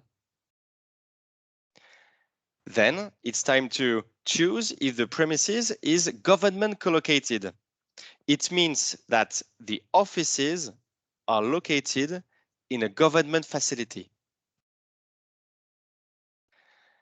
If you select yes to government collocated, as you can see on the screen, there is a new field just popping up: government managed. The question here is to understand whether or not the government runs the maintenance of the building. If yes, it's a government managed premises. Then you need to enter the premises space or the premises area in square meters. It is the gross area of the portion of the building occupied by the UN entities. So typically the area listed in the contract documents, such as the leases. The next step is to enter the premises capacity, which is simply the number of workstations in the portion of the building occupied by the UN entities.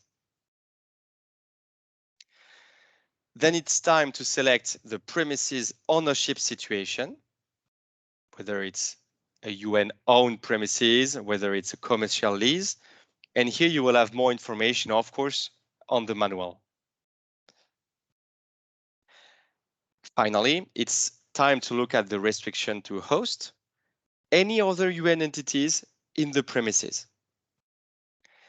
If you select one restriction to host, let's say the space restriction, you need to upload a restriction justification document.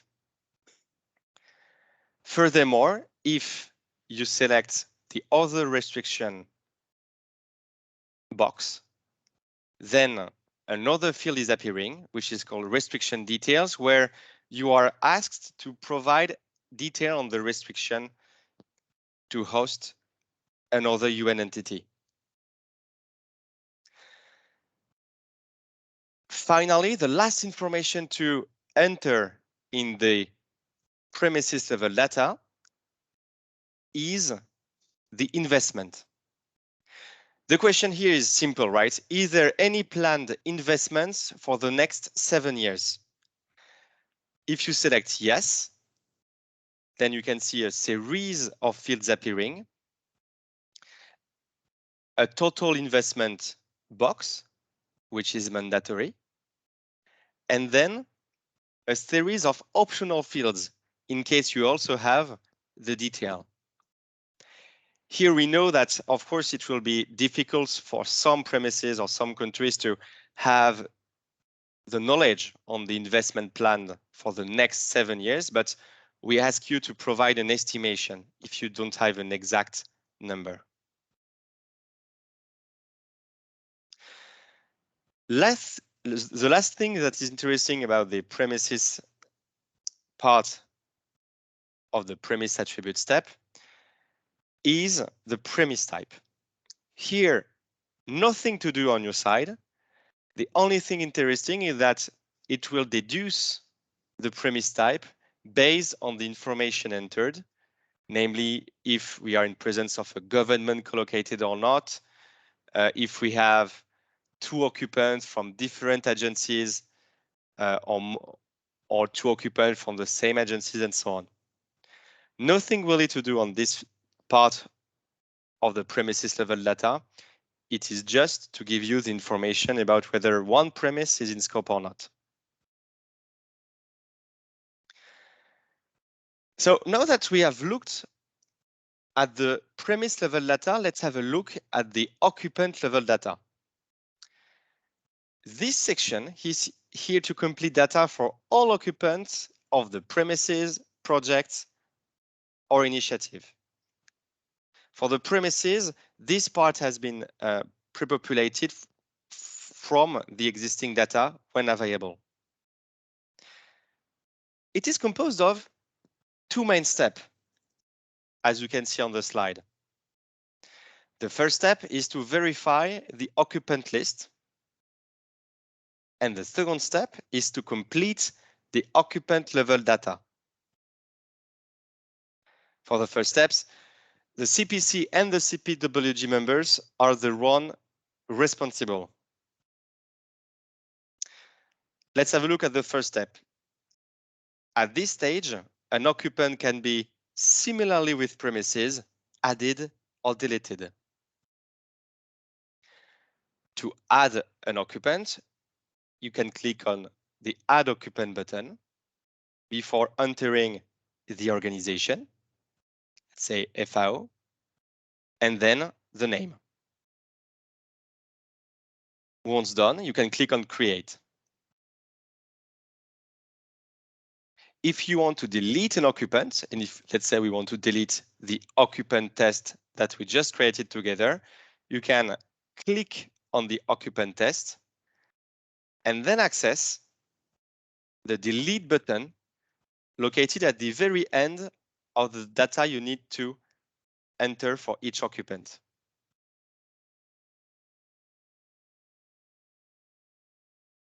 Let's delete it right now together. You can see a little pop-up saying entity deleted. Similarly with premises, if you do not find the occupant, you can click on cannot find entry and then mentioning the missing organization.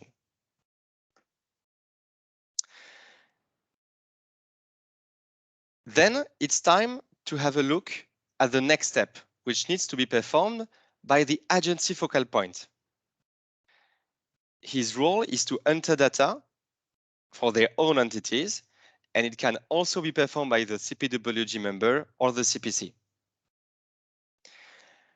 Here, it's very important to mention that the occupants are the UN entities' individual offices, which means there might be several offices from the same entity in one premise. So if we take an example, if we have a premises with 3 offices, 2 offices from WFP and 1 office from IFAD, then we have 3 occupants. 2 offices from WFP, 1 from IFAD.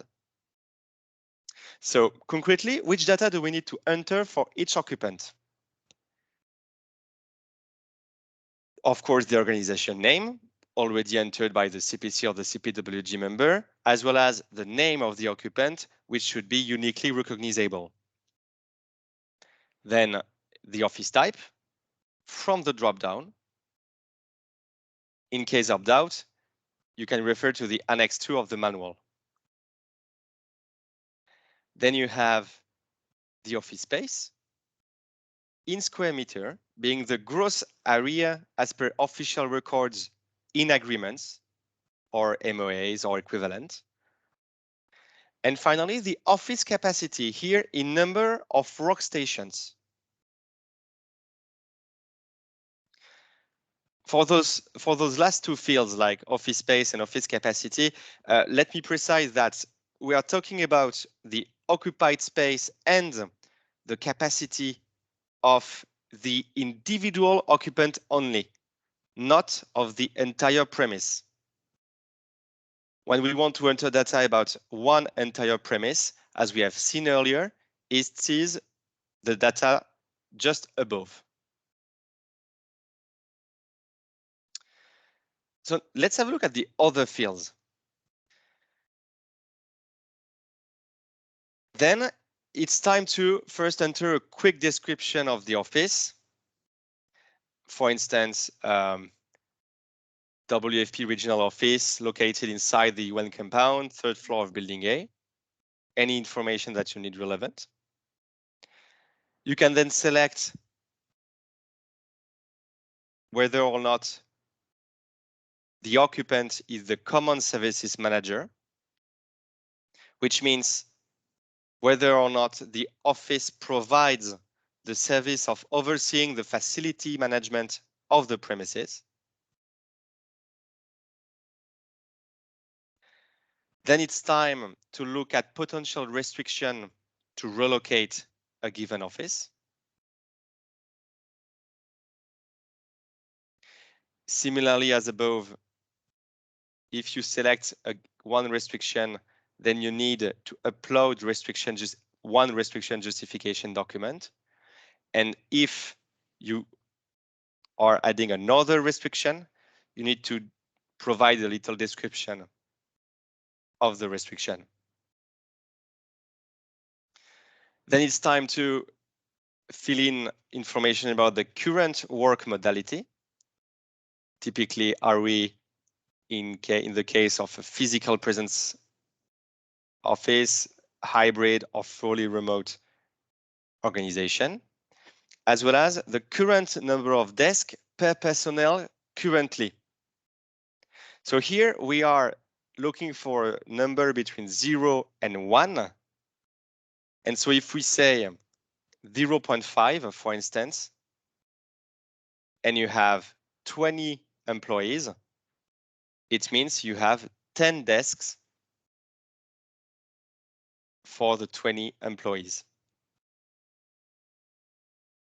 We also ask you to enter the future work modality and the expected future number of desks per personnel. Here again, we are speaking about a number between 0 and 1. The next step is to enter the number of national and international personnel currently in the office. Let's say 5 and 0. And you can see just below an office space requirements table. This is basically a table which requires from you the detail per grade of national and international personnel. We want to know it. We want to know the current status, and we also would like to know the estimated future number of personnel over the next 5 years. Of course, if you do not have the exact data, we ask to provide an estimation.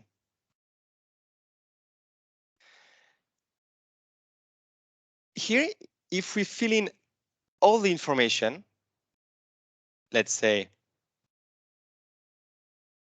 1 personnel each time, you can see on the right that the current space needs and the future space needs are derived from the current number of personnel and the estimated future number of personnel based on the space as defined by the TTCP.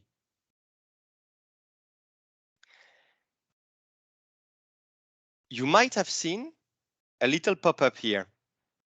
Please ensure that the personnel number matches previously entered data. It's coming up because when I do the sum of the national and international personnel, and when I look at the sum of the current number of personnel per grade, we don't have the same. 5 plus 0, 5, and here we are 7 personnel in the table below. So to not have this pop-up, you need to have the exact same figures. Finally, the last table presents is just a conclusion, nothing to be done on your side. It's just here to give you information about the additional space requirement. It automatically calculates the area required for support functions based on the total number of people. Finally, the last thing to be entered on the occupant part are the costs. Here you need to enter information about each of the costs. And if you don't have information, please enter 0.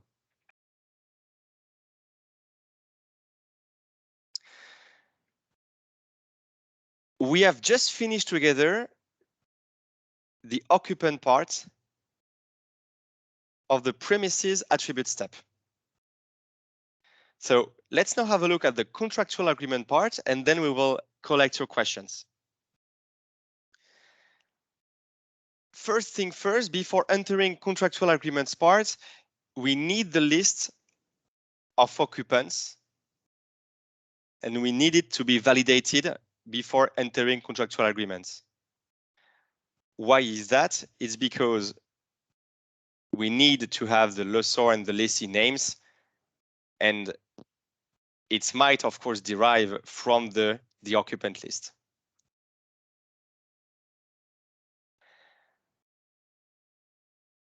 As you can see on the slide, 3 users are responsible for filling in data. We have the CPC, the CPWG member, and the agency focal point. Here, the agency focal point should be the one entering data when we are in presence of a single premises, and otherwise, in case of common premises, the CPC or the CPWG members can enter data.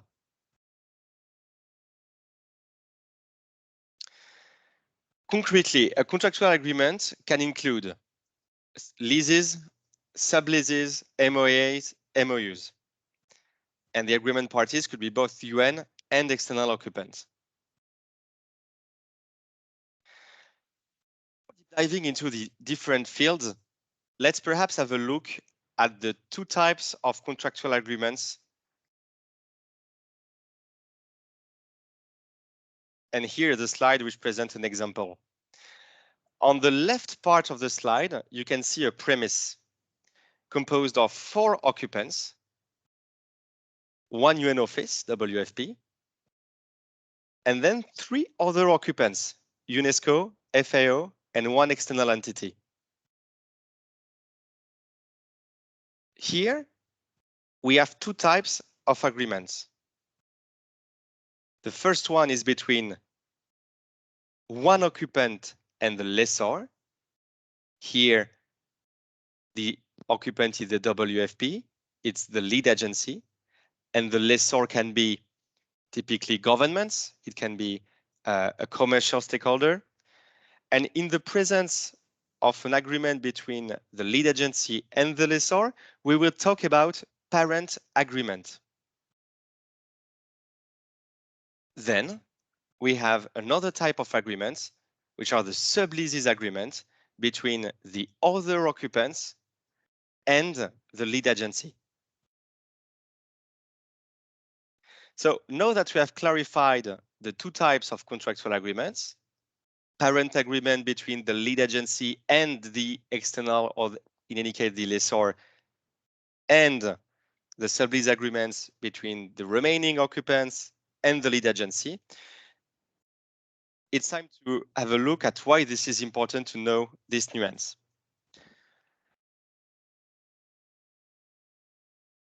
We recommend that you fill in first the parent agreement and then the interagency agreements that fall under the parent agreement.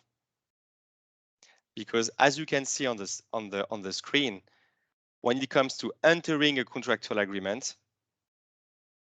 you are asked to provide the name of the parent agreement if relevant. It will help us understand what are the relationships between the agreement. So now let's have a look at the different fields of the contractual agreement. First, you have, of course, the name of the contract, which will allow you to uniquely identify the contract. The model could be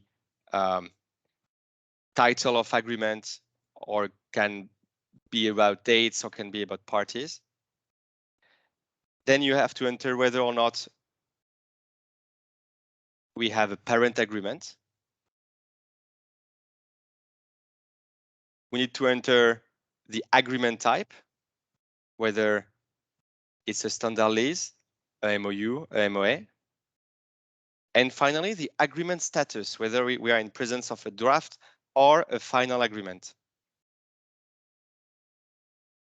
The agreement number as per the contractual agreement, the lease start and end date, as well as the lease notice period in month, and finally the rent versus market value if you have the information. Here the question is to ask you, do you have a preferential rate compared to the market or not? Are you below market in terms of cost, at par, or above market? Then you need to select the lessor, also known as the landlord, and the lessee, which is deriving from the list of occupants that you can see above. If you do not find the lessor, you can click on Cannot Find Your Organization, and you need to enter information about the lessor, typically the name of the lessor country, the region, and the city, as well as its postal code and the streets, its addresses. The last part of the contractual agreement concerns the lease services responsibilities. Here the question is, for the utilities, who is responsible for the service? Is it the lessor, the lessee? Is it a shared responsibility, another stakeholder, or is it not applicable? Once everything has been populated, you can save the agreement. So we just finished the contractual agreement part of the premises attribute step. Before making a little pause, I just want to tell you one thing which is important is, as you have seen, we have entered information about one premise here, which was called premises. But you need, of course, to replicate all of what we have seen for the other premises, projects, or initiatives listed in the step 2, the premises validation. To do so, you can click on this drop-down and choose whether you want to enter information on this particular premise, for instance, or this project, or this initiative. I'm going to pause here to collect your questions. Do you have any questions?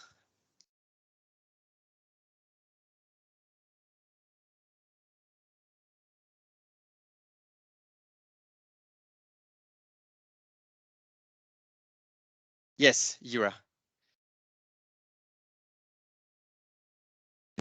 Yes, Alex. Thank you so much. I just want to know, I just want you to digress a little on this planned investment under the premise level data. What do you mean by planned investment? Does it mean we should make alteration to the building, or we do an extension, or we secure new premise? And the second question is the rent you mentioned. Does it mean we said rent or market value? Does it mean rent, the cost of the rent, and the market value of the building? I just need clarity on that. Thank you. Thank you very much for your question. So regarding investment, we are speaking about investments about the 7 years. And the type of investments is typically investments regarding refurbishing of the premises. So it can be civil work, electrical work, security system work, fire protection, engineering support. So this is the type of investment that are planned for the premises for the next 7 years. Of course, if you don't have the information, yeah, go ahead, Venna, sorry. No, I'll just finish. I'll just add to it afterwards. Yeah, so of course, if you don't have the information, you can you can provide us an estimation under the total investment part. Yeah. So to your question, Ira, it's about investment that has been budgeted to be added for some kind of capital project on the building. So it could be refurbishment, it could be a small addition, and so on, but it's been budgeted already. So it's been planned. And that amount, that budget amount, is your total investment amount. Now, that's enough. I mean, that's enough to complete the exercise. If you have the breakdown, and the breakdown as listed by the other fields, it's very good to have. If you don't have it now and you have it at a certain point, then you can come and update the plan. But for now, we're looking at what's been budgeted again as investment in an existing building.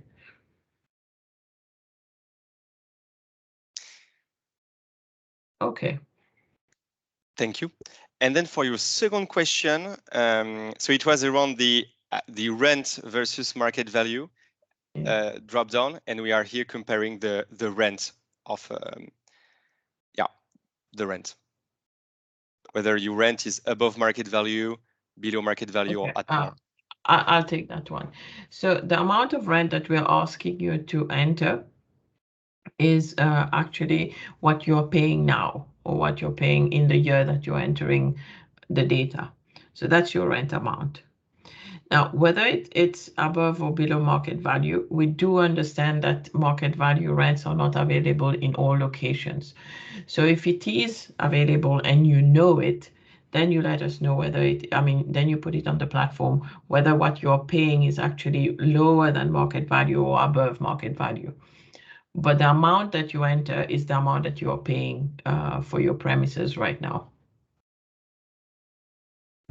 Okay, thank you so much. Because we do have market value rent in our country, so that's why. Thank you so much. It's not a mandatory field, so if we have it, it's very good. If we don't, that's fine. We do know that it's not the same in every country. And I see a question from Mel. Yes, hi.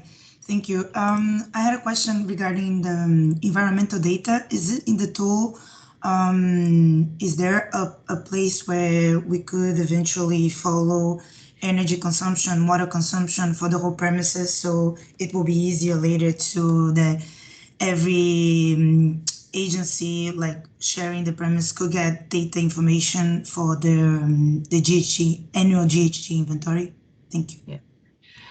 It's actually not part of this platform, but the TTCP has been working with UNEP on an ideas document, and I think that's something that will be developed at a later stage, but no, not on this platform, and not now. It could come later, but not now, or probably not for next year as well. Okay. Okay, thank you. Over to you, Alex. Thank you, Venna. Do you have any other questions before we continue the presentation? Hello, I have one question. Can you hear me? Sure. I am Hussein from IOM Bahrain. what is the situation for us? Because our office is in a government office and we don't pay rent at all. We have to put all of the informations also. So what I would say is that first, if your office is managed by the government, so you just go there, sit, and there's nobody to manage that office, no, there is no need. You just record the office as being government managed under the premises attributes as Alex is showing now. But if the building is under the responsibility of the UN, you do enter the information, and any number you enter is 0. So if you're not paying for anything, it's just 0 across the board. All right, it's managed by the government. All right, thank you. So then no, it's a government managed building. So at that point you enter it, so we know that you're in a government managed building, and the way that would count. Okay. All right, thank you. Over Great. to you. Is there any other questions? No, go ahead. I mean, Perfect. we have the last part, and it should not take too long. Okay, so as you have seen in the platform, and as Gabriel mentioned it briefly, you have a series of lock buttons appearing in the platform. The purpose of the lock button is basically to lock the data so that no one can enter again and modify your data. If you need to modify it, you can, of course, unlock the data. As you can see on the slide, we have 3 main layers of lock buttons. The first one, the green one, is to lock individual entities, typically individual premises, just information regarding one occupant or one contractual agreement. You also have the ability to lock an entire section, typically all the occupants. You have entered all the data, everything is correct, then you lock an entire section. And finally, you have the ability to lock the step, the blue box here, which is only done by the CPC.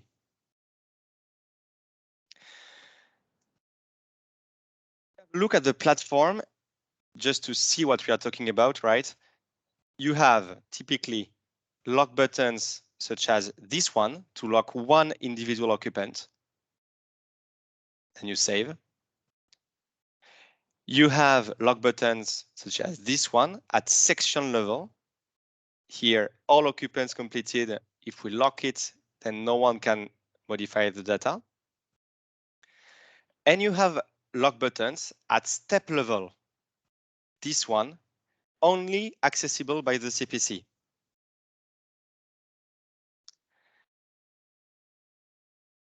This lock system is pretty important because once the whole step has been locked by the CPC,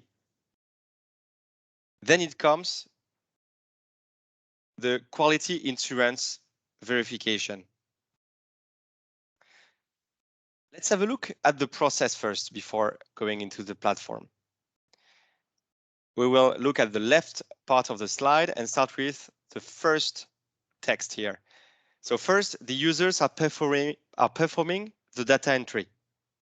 Once everything is correct according to the CPC locks the step. The quality insurance expert is notified, checks the data, provide feedbacks to the CPC and to the users. The users and the CPC then populate again the data and perform the modification before that the CPC locks again the step and the quality insurance is again notified. It's really a circle, right?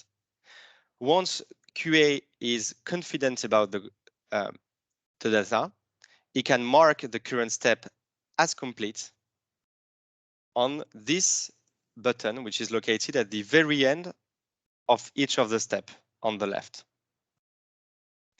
When you click on Mark Current Step as Complete, you can provide any comment and then complete the step. Once all the steps are marked as complete, it's time for the CPC to submit the plan, pushing on the button on the right, submit to review, publish plan.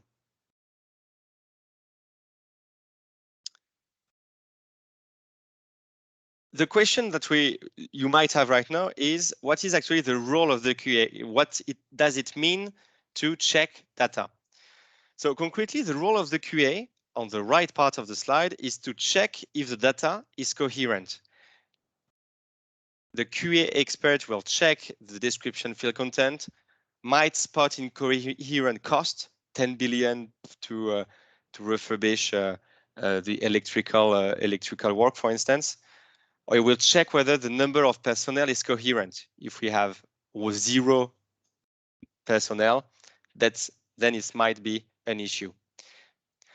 Of course, he is not accountable for the data entered because he doesn't know, of course, everything. So his role is to ensure the data is as solid as it could be and ensure that the data is coherent. The question you might have now is, who will be the quality assurance person? You will, of course, be provided this slide, but it's just to say that each country of this current phase will be the QA of another country. Mauritius, for instance, will QA Uganda, while Uganda will QA Sierra Leone. The profile of the QA can be the CPC of the country or a team member.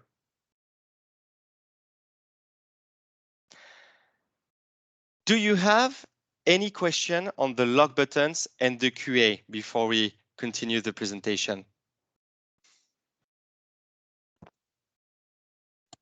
I just want to add also that once the QA is done and the CPC publishes the plan, that's the end of the exercise. So we'll get a notification that the stocktake exercise has been completed by your country. I know we have a few minutes over time. I mean, we do have a couple of more minutes just for the next steps. So, but first, if there are any questions, we'll take them. No, go ahead. Okay. So this next slide is just about operationalization. Just here to tell you that, as you have seen in the premises attributes part, you have a lot of data to enter. And so one of our advice would be for the CPC, CPWG member to start working on the premise attribute step very early in the process. Do not wait for the background and then the premise validation to kick off the work on the premise attributes.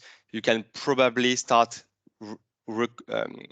collecting data from different stakeholders on the premises attribute step. Of course, we won't let you alone, and you will have a dedicated toolkit to help you performing this task. You have the data field snapshot, which is basically an Excel document listing all the UN info fields. You have video trainings, which will be available also for you in English right now and in the upcoming weeks in French and Spanish. And you will have, of course, the exhaustive manual, which is the most detailed resource on the platform. As Venna mentioned, it will be communicated to you in the upcoming days. When it comes to the calendar, Venna, if you want, I'll let you present this one. So for the purposes of this exercise and the Group A countries that you're part of, we're supposed to complete this exercise at the end of July. I mean, it should be possible from what we discussed with some countries, but if ever you need a couple of more weeks, please do let us know. And to the next one, Alex. And apart from the toolkit, we are we're scheduling support workshop sessions. So where one country can book their support workshop session, so we can have a one-on-one and see what are the specifics and what are the issues that are the team members are having while feeding data for that country. Now, we'll share with you this list. So we've established a list of date and times. It's just a matter of booking your slot. I think Lebanon has already booked their slot. And as you can understand, it's a first come, first serve basis, but those slots are available for you should you need help from us in headquarters. Now, for any questions, first level, you can reach out to your regional coordinators. So for Latin America, Karine. For Africa, now we have Saman and Glay. Glay has just joined us this week. For Asia Pacific, it's Luigi and Kafa. For Europe, it's Irakli and Sukrob. And for Arab states, it's sharing. I'm sure you all know your regional coordinators. They will be your first line of contact. Apart from that, in case of technical problems or issues, the UN Info Help Desk does have a knowledge management base, especially for technical problems.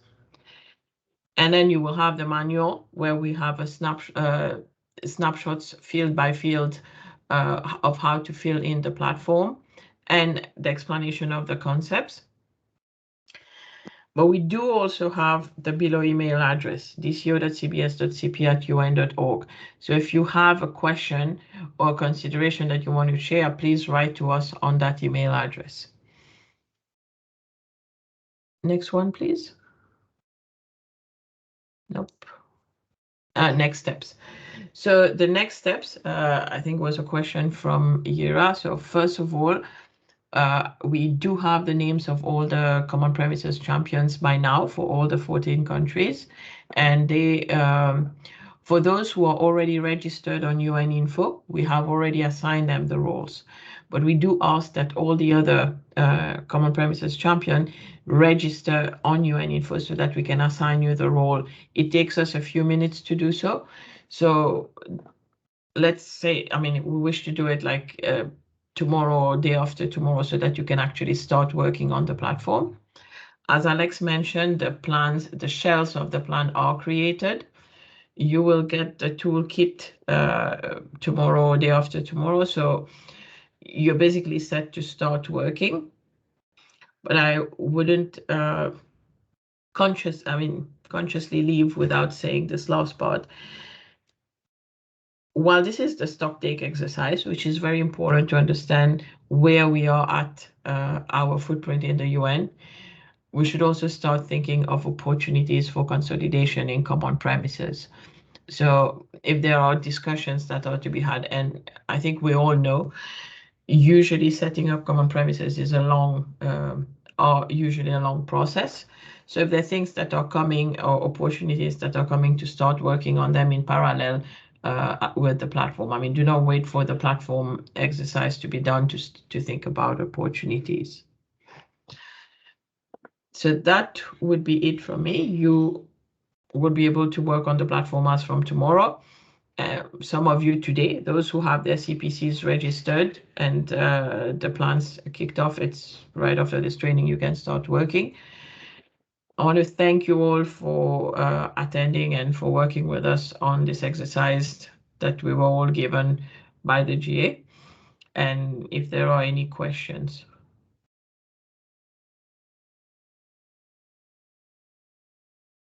No questions. Anything to add from Alex and Gabrielle before we close off? But thank you very much. No, thank Nothing you on very my much. side. Thank you all Thank for you. participating and for your questions. Yeah. Thank you so much. Thanks. Thank you. Thank you. Bye. Bye. Thank you. Thank you. Bye. Thank you very much.